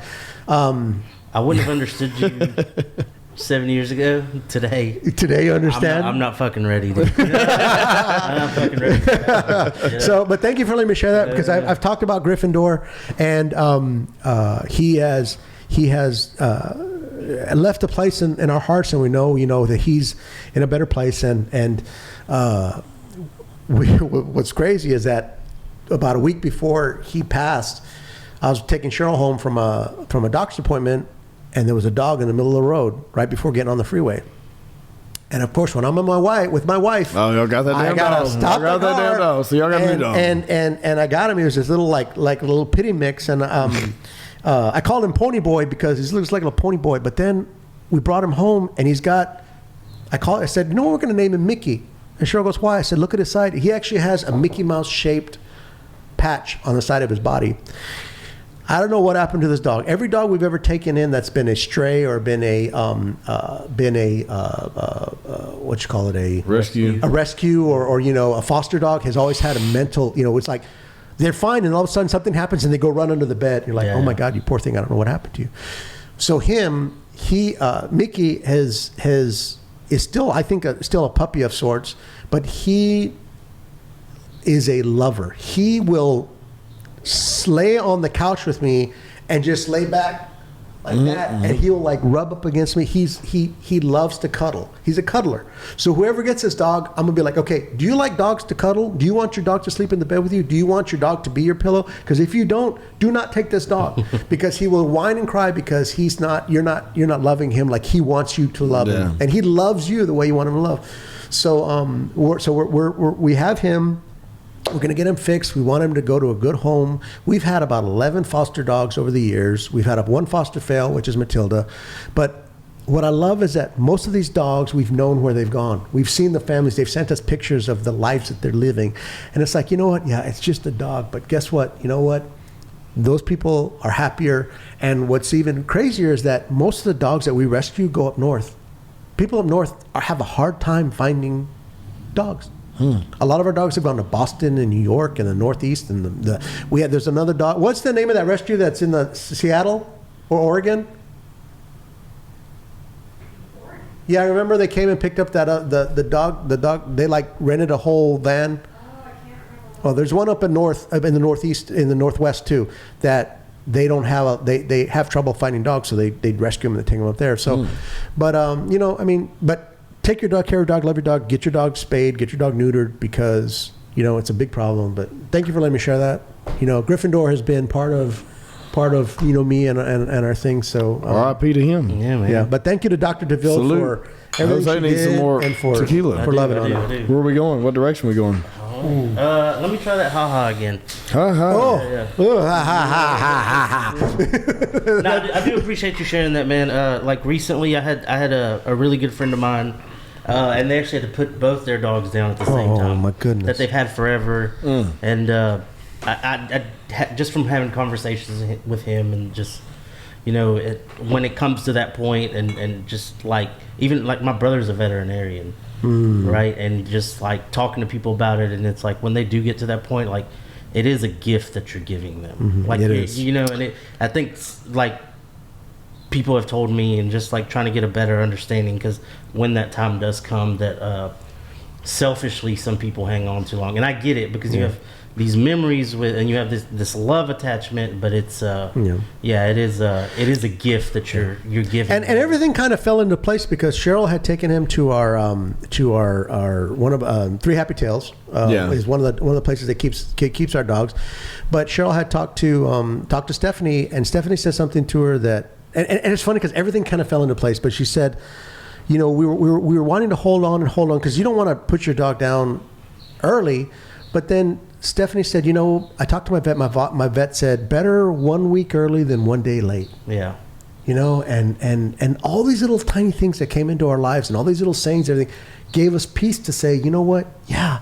We're the ones that have the power to do that. He can't do that because as a human being, we could say, you know what? I'm done. I'm fucking done with this. An animal can't. A dog can't say, you know what? I'm done with this. You've got to be the one, and you got to be able to communicate with something that doesn't speak your language. Yep. How do you do it? Well, they're also associated with like certain like indispensable memories, right? Like I'm assuming like for y'all, I mean, like the kids are out of the house, grandkids come by, every once in a while. But at the end of the day, like it's y'all two, and it's your pups, and we had kind of like a similar thing with like Franklin, our dog, where it's like, Zoe was in her teenage years. We didn't have Christian. So, and it was before the brewery was even there. So a lot of my memories are like from us in that house is just like me outside grilling, drinking a beer, and Franklin's running around the yard, or like late at night, like I'm sitting there just drinking a beer or a tequila, and Frank's just sitting there, you know what I'm saying? Right. And it's like Zoe's too teenager to... Right, to give Leanne's watching some Netflix show before Christian, of course, and that dog was always there. And right. So now I feel bad for the guy sometimes, dude, because now that Christian's in the picture, and I don't say they don't get along. Franklin's very just like, if Christian's in the room, this is not the room. Not the room I want to be in. You're in a battle of attention at that point. Yeah, man. I mean, y'all sound like a bunch of privileged white people, dude. No, what's funny is because I'm completely joking, no, but growing up Mexican, we weren't supposed to care about animals. No, exactly. That's why I just said that. I remember when I was staying with my grandmother in the summertime. She had this big sheep dog, and anytime my grandmother had a dog, I'm like, "Where'd you get that?" She's like, "He just showed up one day." Bro, my mom she'll come over. First thing she does, she'll give Christian a hug, say hey, hello, family. She'll go to the door and like let Frank out. I'm like, I mean, Frank's like, whatever, yeah, I'll go outside and play, but like, I know that like inside that's what she's doing. Yeah. It's just like, But like my grandmother would tell me, go take the dog and take him out and then leave him. I'm like, what? She's like, yeah, go walk him and then just like hide. So I'd like go out, walk him, and then as he'd walk, I'd hide, and all of a sudden I'd see him running back trying to find, and I'm like, Grandma? yeah. Grandma? Nah, it is a cultural What thing. are you It is. doing? That's why I said it, dude. It's hilarious. Are you La Llorona? What are you doing, Grandma? All the, like, and I was that way, dude. I was like, with like, again, it was like, I want to get this dog for Zoe for like her birthday. It was like her 12th birthday or something. And I know it was it's like 10th maybe, 9th. Shit, she's 17 now, and Frank's Wow. like 7 or 8. And I was just like, all right, we're doing this. Like, it took, like, she had to talk me into this shit. Right. And then it was like, this dog is not, y'all are cleaning up everything. I'm not paying for a Yeah. fucking thing for this dog. This dog is to not get on the couch. He is definitely not to get on our bed. All this other shit. And it That turned motherfucker like, probably sleeps on his head right now. yeah, no. A while later, it was like at night, like I'd get in bed and Leanne would be in bed. I was like, you didn't go get Frank? Because he would sleep like at the edge of our bed. I was like, so I had to get up out of bed, go get my boy, and bring him to bed. And I feel bad now because now he sleeps with Zoe, and I mean this in a bad way, but I feel like that's his second option. Because he still runs to our room sometimes. And Like, it was is just tonight the night? What are you doing? What are you doing? Well, like, you could never told me when I met Cheryl, because she's allergic to dogs, and she's still allergic to dogs. Yeah. But you could have never told me that this woman would have 4 dogs in her house, and one sleeping in her room and another sleeping on her bed. I mean, you could have never told me this, but people over time, they change, they become different things. But I mean, I've never seen anybody love or care for an animal as much as she did for Gryffindor. Yeah. I mean, that was her boy. I was more worried about her than I was about Gryffindor, because I knew what was going to happen. And yeah, it was difficult. And then, you have those moments where all of a sudden it hits you. You think you cried, but then it hits you. Yeah. And you go, oh my God, I didn't cry like I thought, I thought I would. And so, and I think a lot of it is who we choose to love, what we choose to love, what we choose to value, what we choose to cherish. Yeah. And I think one of the greatest things is loving something that can do nothing for you. A dog can do nothing for you. A dog cannot give you a promotion. It cannot give you money. All it can do is smile at you, lick you, lay with you. That's all a dog can do. So again, like I say, to me, it's the purest form of love is the unconditional love of, I love you because you are you, and I choose to love you because you are my person. Yeah. And being somebody or anything's person, a lot of people don't know what that's like to be somebody's person or anybody's person. Man. So a lot of Yeah. I don't know, man. I'm not a dog person. But I was, and I'm not now. I don't know. Now you had some wolves for a while, like yeah. So I bred and raised wolf hybrids. I've had 4 litters, and but I don't have the room anymore. And that's one thing I'm weird about is people that get these animals, and then they don't have the room to roam because sequentially, like, they all come from wolves. Yeah. And they were meant to roam, and they're meant to have room to play, and selfishly as human beings we bring them as a companion and we lock them into said room or whatever it is and feed them a shitty diet, and they deteriorate quickly and they don't get the proper means of exercise or whatever it may be. But I had these I had like an acre, and that still really wasn't enough room because, I mean, a wolf. Hey, Josh, will you check that? But I believe a wolf will roam up to either it's 100 or 500 miles a day. Jeez. Maybe it's 100. Check that for me if you don't mind. So think about that naturally in its habitat. That's how much it roams. Not run just 30 miles. Excuse me. So I was way off. But anyways, maybe that's more than I roam. I said 100. 30 miles. I roam maybe a third of that. I knew it was a lot, but anyways, that's 30 miles a day. So like But in their lifetime, they disperse as far as 600 miles away. Yeah. So like they're meant to move. Right. And there's different breeds. Like a Labrador is going to want to be more active than a poodle. You know what I mean? Like there's so like these people that take these on, I don't know. I'm so weird about that, but like I had multiple wolf hybrids. I just thought it was cool to have some wolves, and I like I said, wolves are not 100%. They weren't 100% wolves. They're mixed with husky and Malamute. It was cool, but I got to where I was in a spot to where I was in between trying to decide where I was going to relocate to, and do things like professionally and what I was going to do. I remember that time. Yeah, so I decided to rehome them and then so on and so forth. And then we got to where my wife had they had a pit bull from the previous family, and then we ended up rehoming him because there wasn't enough. Then again, it's like we didn't get enough attention, right. Things like that. Now we have cats, which is weird because I never was a cat person. Neither was my wife, and now we have 3, which is weird. Like there's one that stays outside all the time, and he literally runs the fucking. Well, those motherfuckers are independent, dude. That's what I love about it because that's another thing. I refuse.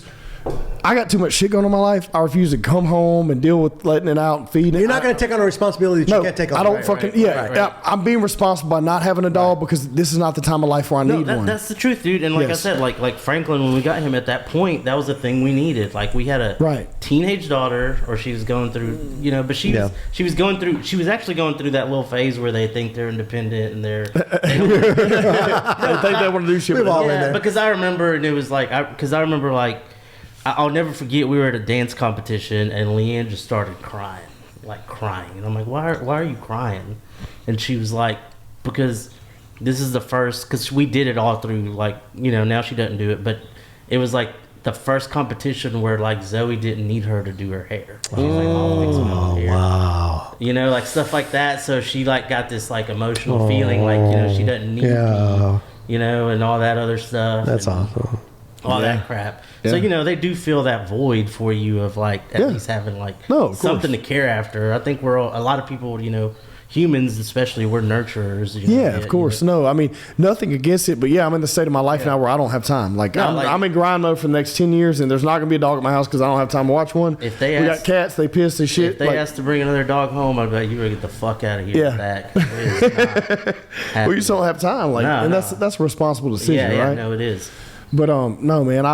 But look, I'm not against. Look, dude. Anybody that cares for anything is great, right? The last thing we need is more strays on the street, more people not caring for. It's a problem for sure. But at the same time, there's a lot of people that that take on these pets or these burdens, and then they aren't giving other things attention. Dude, what I mean? It's almost like what you're saying, it's symbolic for other things in life too. It's some people are taking off more than they can fucking chew. Yeah. And it's wild. Well, they may need it's a new thing. This is a new thing, so I'm gonna put attention towards this, but you aren't taking care of this as it is over here. Exactly. Because I know so many people. It's the boutique people. It's the people that buy the exotic breeds. Yeah. I'm gonna go buy an English bulldog. Well, dude, we've seen you come and go and have a dog and got rid of it. And now you got another dog, and now you want a $3,000 dog, but you didn't take care of the $2 before then. You know? No, it's wild, dude. It's but that's life these days, I think. Marvel, X-Men, dogs. What else are we going to talk about? Okay, so let's talk about Ben's shirt. I don't know what's up with this. There was a guy on Instagram or something that I saw. Oh yeah, here, help yourself. Which one do you want? Where we at? Cormina. Let me get it. Yeah, I'm gonna try some more of that too. Good shit, dude. It's good shit. It's my one night off, so I'm just. No, there's this guy on Instagram. I think I saw him. He was he's a guy that's when you're in the supermarket and the jam from your high school comes on, he starts doing it. This is a black guy out of he lives in Minden or Monroe or something, and he has a shirt called "We Rock Together." Who was it? I don't know his name. Put "We Rock Together." Find out who the guy is.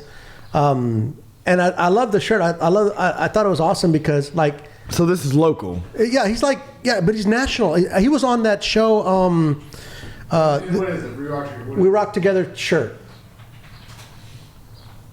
Yeah, and who's the guy? Who is the guy that it's? Harrison? Is that his name? That's what it says. Go down. That's him. Down further. You see the videos. That's his name. At. Flawed. Professor 318. Yeah, Mr. Professor 318. He's got all these cool. Why don't I know this fella? He's got all these cool videos of him being in the supermarket. And all of a sudden, his jam comes on. He's he starts dancing to it and he starts singing to it. This guy's from here? Yeah, he's from Monroe. We didn't get him on. Who's this guy? He's a great guy. I know him. You know him? Yeah, he's a preacher. Yes. You know him? Yes. He's a TikTok sensation. Yes. Yeah. He was at something. Yes. I know that guy. I met him. Yes. He's cool as shit. You need to have him on the show. He was at some kind of event I was doing, and he announced that I met him. I don't remember what event it was, but yes, he's a really nice guy. Yeah. And so I love the shirt because, like, Nick Harrison. To me, Nick Harrison. That's his name, Nick Harrison. Yeah. To me, I think music is a universal language. It 100%. It goes, it crosses all borders, all ethnicities, everything like that. And so, but when I saw the shirt, I'm like, that would be a great shirt to have on the podcast. So I ended up buying it, and long story short, it took a long time to get it. Okay. I've actually had it about 6 months or so, but when I ordered it, it took a long time to get it because the manufacturer had some issues, and I ended up getting it back. Yeah, Nick Harrison, Mr. Professor. Mr. Professor. Yeah. So I met him somewhere. Very nice gentleman, and I heard he had a huge following. But I didn't really know his story. I'm glad you brought that up. I need to reach out to him. You need to reach out to him because he's a really fun guy, and I love his videos. They're just fun to watch. There's no preaching in it. I can't remember where I met him, dude. It's just fun. God, I can't remember. But I wanted to ask you, who is your if you were to because we are talking we about doing one of those things we talk about Rogan, right? Like, who is your favorite guests on Rogan? The comedians. Okay, but like anybody in particular? One person? Because there's one person that every time he's on, I have to watch it. I want to know, dude. Bert Kreischer. No, I don't know, man. David Goggins. But for me, I have my own David. I got Nate Edwards. That's my own, and he's running close with you with guest appearances. He might have you beat by now. Yeah, I think I've been on. I think this makes 13 times. I've been on your show. Yeah. Yeah. So okay, well, you got to beat me. Then, you got to beat. You got to beat. But dude, it's more than that. Is it? Yeah, dude. Oh God, hold on. Here we go. Who's your favorite Rogan guy, though? My favorite is Joey Diaz. Joey Diaz is amazing. Because Joey Diaz. No. Joey Diaz can tell a story. I mean, he tells the story about how he met Robin He's so Williams. fucking good. So dude. the first and second like Theo Vaughn episodes, back when Theo was not Theo, you know, like who he is today. I thought those were like fucking magic, dude.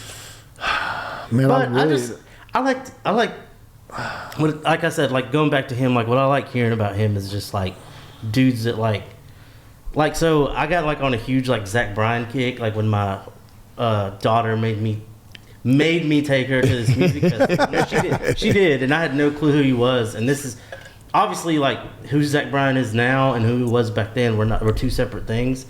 And like I fell in love with his music, and then when I got to hear him on Rogan, it was a little underwhelming. I was like, okay, he's just a dude. Like, there's nothing like, he's a very talented dude, but it's just so it is cool sometimes where like maybe if you have like an expectation of somebody. And I don't know if y'all have heard of like this rapper, and his name is the Mexican OT. No, Mexican OT's fuck yeah, dude. Fuck yeah, he's legit. Yeah, and he went on Rogan, dude, and I was like, this is. Oh, did he? Okay, I got he's legit, dude. Yeah, and I was like, this is fucking legit, dude, because I had been hearing about, I had been listening to Mexican OT. He's bringing back that Houston rap, bro. Yeah, and when he went on Rogan, I was like, okay, he's doing stuff. Yeah, like he's not like.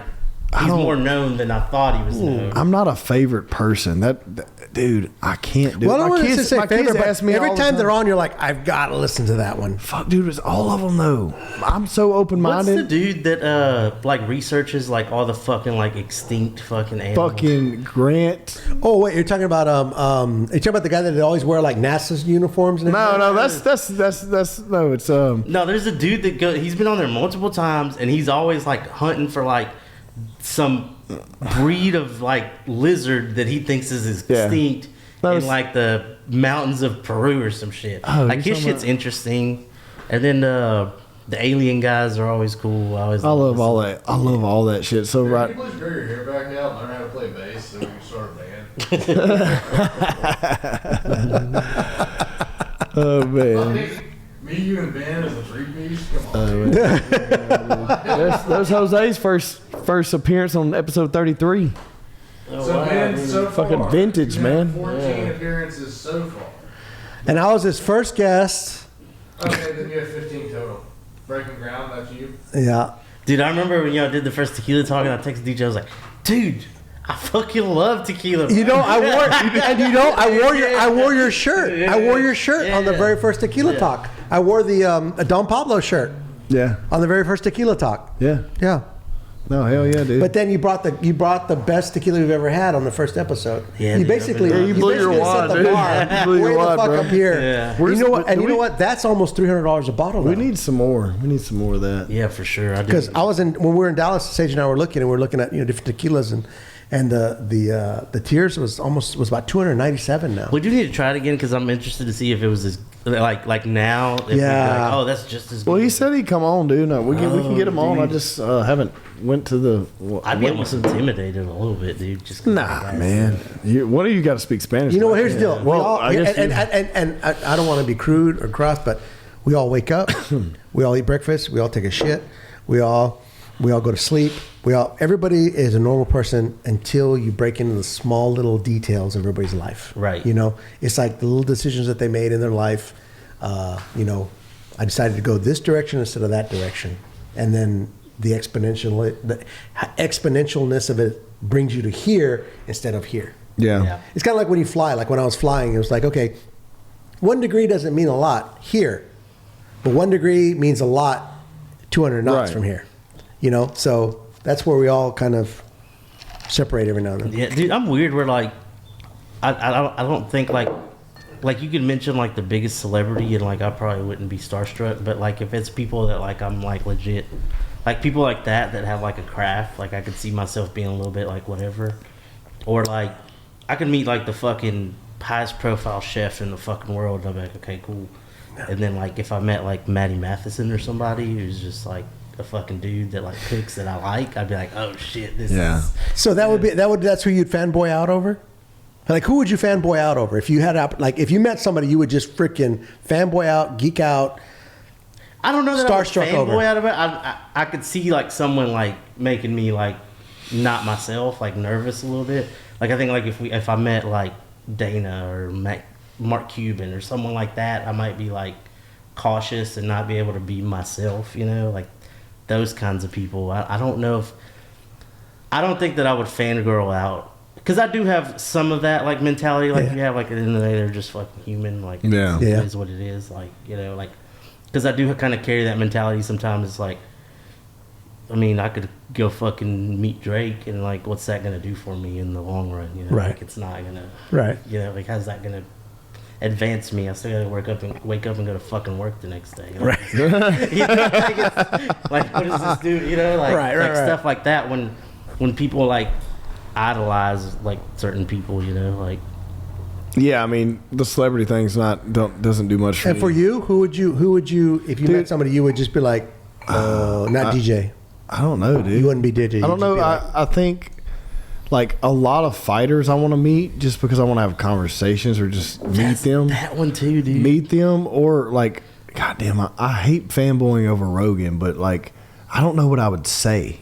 Right. That's That's what I'm talking about. Like the part where you're like, I don't know what to say. I don't know how to act. I don't know what to say because you wouldn't remember me. Yeah. Just think of all the interesting people you've talked about and serious conversations you had that was memorable.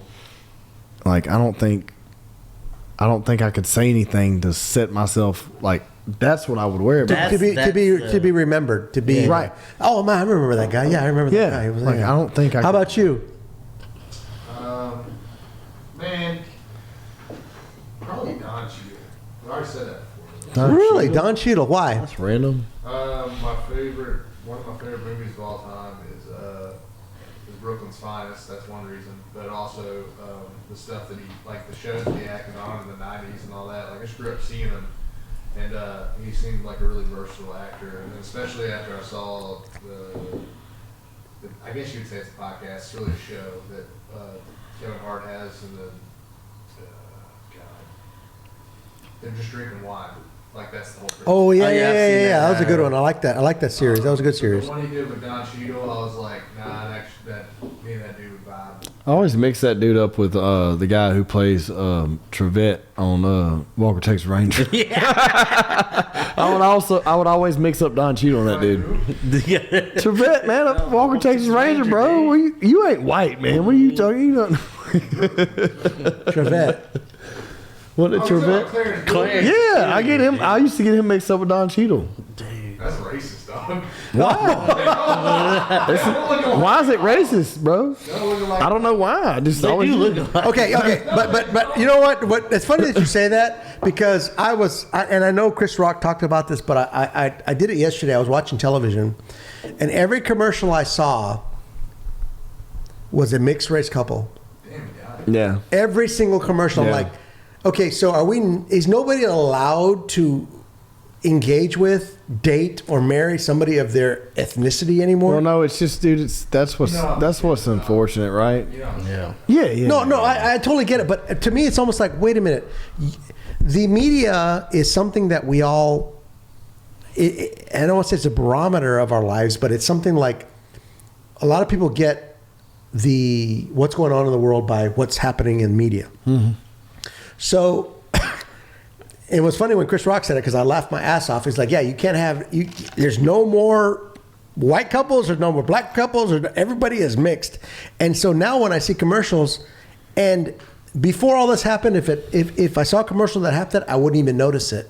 But now because there's been so much. Well, I notice it in movies and specifically the one you're shareholders in. Like, I notice it being something. Oh yeah, no, definitely. No, I notice it's something that's being pushed. Like, it's just like, just let it happen, man. But it's almost like, wait a minute. If I choose to love somebody of my ethnicity, am I wrong? Am I supposed to choose somebody who's not my ethnicity? If you're Is that white, what's you're supposed wrong. to happen? You gotta mix it up. You're white. Like, if you're So you're an ethnicity, no, you're and so allowed. it's like, and it really makes me mad because it's saying, okay, guess what? Your heart and who you love means nothing. It's about what society thinks you're supposed to do. Because I love my wife more than anything. Yeah. My wife is not Mexican. Yeah. Okay, I grew up with Mexican women. I do not want to marry a Mexican woman. Okay, I'm just saying. And I got a buddy down south. Dude. I got one of my closest buddies down south, and we always talk about it, dude. My buddy Ruben, dude, and we talk about it all the time because he's got a white wife, and it's like we talk about it all the time. Like I'm not ready to catch those assholes. I got enough shit going on in my life to come home and get my ass whooped every night. It was not in the plan. Thank you. My wife must be Mexican then. So in that sense, I am totally for interracial. Yeah. But yeah, no. I mean, like if I'm watching a Sprint commercial, I don't give a shit if she's Asian, he's black. I really don't care. Yeah. But the fact that you're gonna make it every single time, and their kid, so he's black, she's Asian, and the kid is white. That really freaks me out. What? Well, they're interracial and they adopted. Exactly. So or they're lesbians and they cover all. Yeah, exactly. No, man, I think we're almost on the point. I think we're about a year out from that not being a thing anymore because people are starting to realize. You know what I mean? Like people are starting to realize. Okay, motherfucker. Like let's just be real. Yeah, like come on, let's just get along. And I thought about this today, and I'm going to bring it up. The Masters just happened a few weeks ago. Sorry, here. We're going back to the golf tournament. Salino, boy. Let's get it. Yeah, let's go. The golf tournament. The Masters happened. Yeah. And it's very interesting because, you get this whole thing about the term master. Oh goddamn! And what's the opposite of master? Oh goddamn! A slave, right? Okay. So here's where my brain went. I said, okay, so everybody's is this talking. a thing, or you just thinking this? This is something I'm thinking. Okay, so you're about to make it. You're about to make it a thing. I'm an idiot. Okay, but here's the thing: the Masters at Augusta National is the most exclusive, incredible golf tournament in the world. Okay. I have friends that go there. I had a friend that went there this last time, and they brought me this amazing Spectator book. I've entered the raffle like the past 6 years. I could give two shits about golf. Yeah, I just want to go. I just want to go. So it is the most immaculate golf course you'll ever see in the world. But here's the deal: the term Masters. Okay, people have attacked all these different things. They don't attack the Masters. Why? Because there's members of Augusta National Golf Club who are senators, people with money, corporate, all these things. That's where the money is. You're not going to change it, so stay away. When people talk about, oh, well, this is wrong. You need to change this. Yeah. Why? Because they can attack it. Just like the certain religions, okay, have a lot of money, so people stay away from it. Right. Well, something like Augusta National, something like the Masters, it's like people were talking about, oh, Masters, blah, blah, master, slave, blah, blah, blah. It has nothing to do with the term, I'm a master of somebody. It means you are a master of your craft. Right. I'm a master of my craft. But people take words and say, oh, well, that means this. No. In this sense, it means I am the best at what I do. But let me say something, too. I hate diving into, like, any political discussion and whatever people interpret, whatever, that's on them, right? But I know we've been bringing up the subject of, like, people, like, making, like, cultural plugs or stuff like that. And just me personally, dude, when I watched Black Panther 2 and I saw Namor fucking come out from that water, the first Mexican fucking... You were so excited, weren't you? I was like, I hope he beats everybody's ass. That's my dude. I don't care if he's the bad guy. I hope he fucks everybody up, dude. I don't care who's standing in front of him. That is the dude. Dude, the Mexicans need a superhero, bro. Right? So what I'm saying is, though, like... So then, like, what it did for me, right? So then I can only imagine a little kid seeing a fucking Mexican guy on TV and being like, hell yeah, dude. Yeah. And I totally get it. Yeah, but here's the deal. Media should not tell children they're able to do this. Look, man. Their parents, the people should say, you know what? You can do whatever you want to do. But it's true. Okay? Whether you're black, Hispanic, Hawaiian, Native American, Asian, you can do whatever you want to do if you try hard enough, if you're willing to do it. Do not expect the world to give you something. We're in a time now where somebody says, I'm this, so guess what? You need to give me this because I'm this. Yeah. But I don't have to earn it. I will say this. I do believe that at times the circumstances, I'm not saying they're unequal, but the circumstances of what people have to deal with are and it's going to be like that no matter what. Right. No matter what. But here's the deal. Do you persevere? Do you overcome? Or do you say, well, I can't do it because I'm Mexican? Well, nah, I'm Mexican. I have no fucking choice but to go and get it, dude. You know? That's right. I have to do it. Exactly. We work by the job, not by the hour, right? We get paid by the job, not by the hour. Yeah. So guess what? If we can finish 2 jobs in one day, we're going to do it. Because we get paid by the job, not by the hour. But see, here's the deal. We understand the rules. We understand how the game is played, and we play along with that. But people who don't know the game, people who don't understand the rules of the game, and play the game. I'm glad you said that because these motherfuckers everywhere are so entitled to think they can change the rules or make new ones. I'm not saying that you have to. I'm not saying don't go out there and pave your own way. I'm just saying, like, a word only has power if you give it a fucking power. Yeah. You know what I mean? It's just a fucking word. And here's the deal. Next week, that word ain't going to mean shit. Exactly. You know what I mean? Like changing the names of sports teams because it offends someone. It doesn't offend anybody but the privileged fucking white people that are bringing this shit up. That's all it ever offends. Like, anytime there's ever any fucking... I can say I'm fucking white, so I can say anytime there's ever a fucking issue, it's usually the fucking white person in the corner that didn't have any fucking intention to bring it up. If the Mexicans did it or the blacks did it, nobody would give a shit. But when the white people say it's wrong, guess what? It changes. But guess what? But also, like, just fucking, like, dude... Make your own fucking waves, man. And that's the thing is that the Mexicans and I would say the minority say, you know what? It's been like this. That's how it is. So we're going to work with it. We're going to. No, but you rise above it. You rise above it. That's what you know, man. Like if you come up for a certain thing, and it's like, but I feel like that's like that, like in everything though. And it's like the words that are getting out are the words of the few, right? Because at the end of the day, and it relates to everything. Like, it doesn't fucking matter what side of anything you're on. It doesn't matter what the fuck anybody says.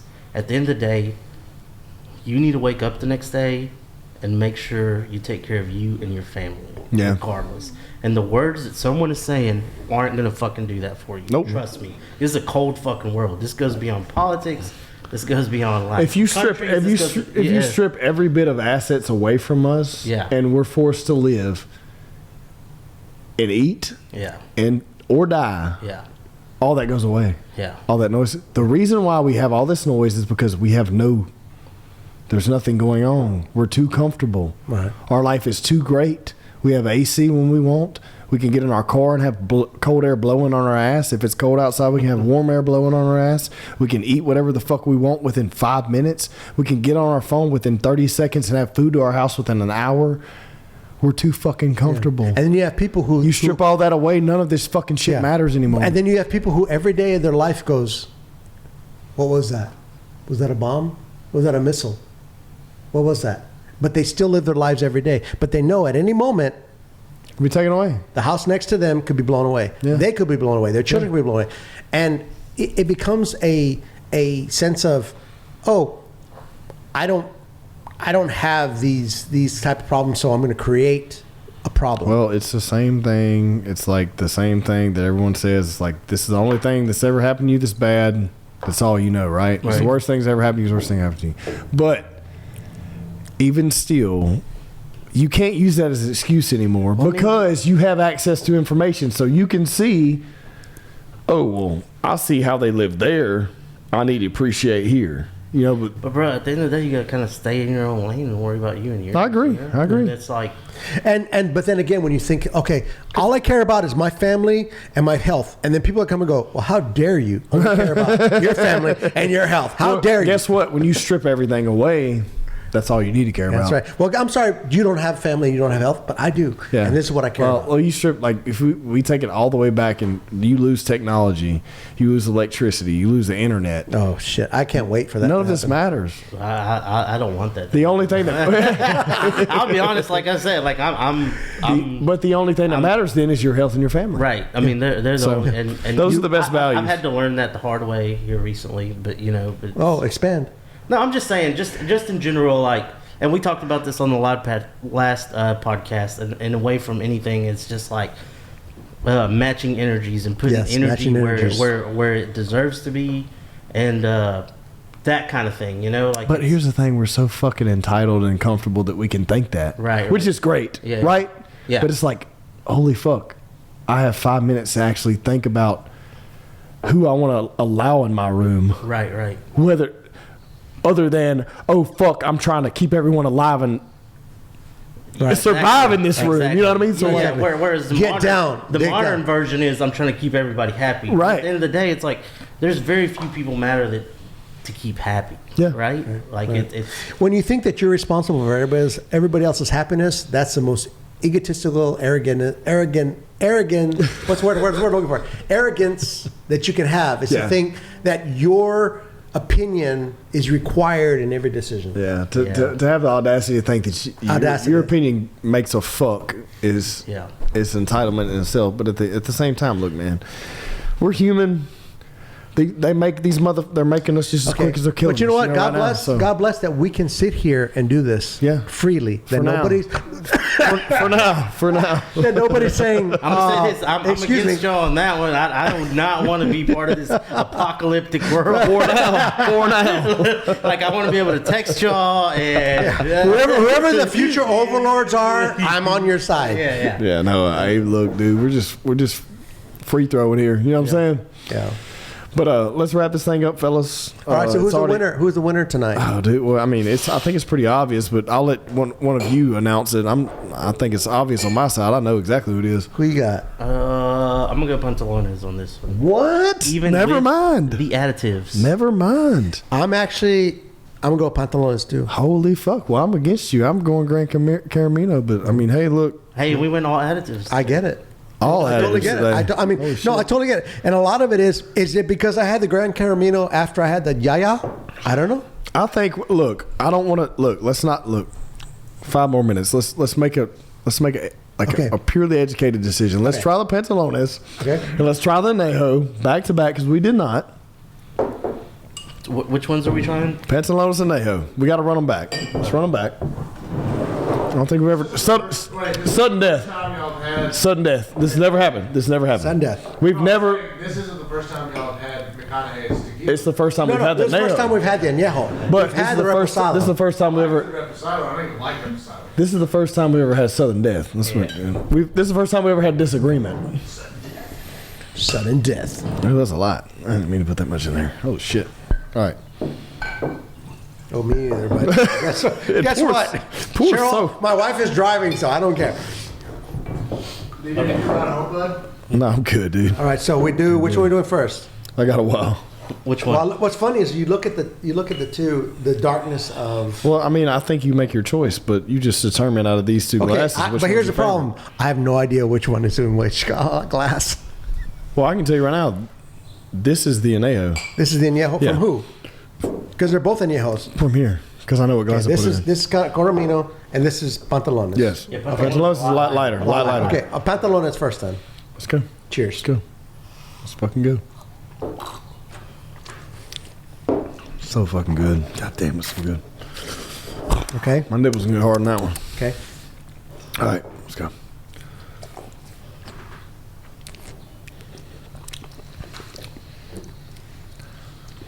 They're so fucking still good. tied. They're I'm still so tied. fucking I'm still good. tied. I fucking told you. Well, so let me. This distinct flavor. Yeah, You yeah. drank all of it though, so Master, you got to please tell keep us. mashing it up. I'm gonna go Pantalones still. Why? And let me tell you this. Oh, God. All right. They both have additives, right? Okay. For sure. 100%. We know that, right? This has a sweetness to me, and I think it's coming from the cognac or whatever. Don't get me wrong. And this is a very biased opinion, what I'm saying right now. 100% biased. And the bias lies on the fact that I'm a tequila drinker, a straight tequila drinker, right? So I think in Pantalones, yeah, I get these nuances, these flavors, but I still taste tequila. In this, I feel like I'm tasting like a sweetness, maybe something else that's not tequila, like the cognac, something else. And don't get me wrong, it's 100% fucking delicious. You motherfucker! You just swayed my whole decision. Son of a bitch! Son of a bitch! Yeah, because now I gotta be. Look, That's this why we have motherfucker. him. Your palate of what, and your definition of what tequila is, what it should taste to you, like This motherfucker. it's gonna be Pantalones. This motherfucker. Really See, good. that's why we did it. I'm gonna side with you there. I think it's a very valid point, and I do agree, sir. Yeah. All right, all right, all right. Yeah. And He got McConaughey it. can do no wrong, dude. I mean, holy shit! All right, let's wrap it there, fellas. McConaughey, if you had Thank to you, meet one guys. person real quick, McConaughey or Kevin Hart, which one would it be? McConaughey, all fucking McConaughey. day. McConaughey, Hey, what the hell are you talking about? You kidding? Thank you, thank I want you. to play bongos naked. Dude, Surfer Dude was a great movie. Yeah. Let's wrap Aloha. it, gentlemen. Cheers, I love you guys. Salute. Thank you.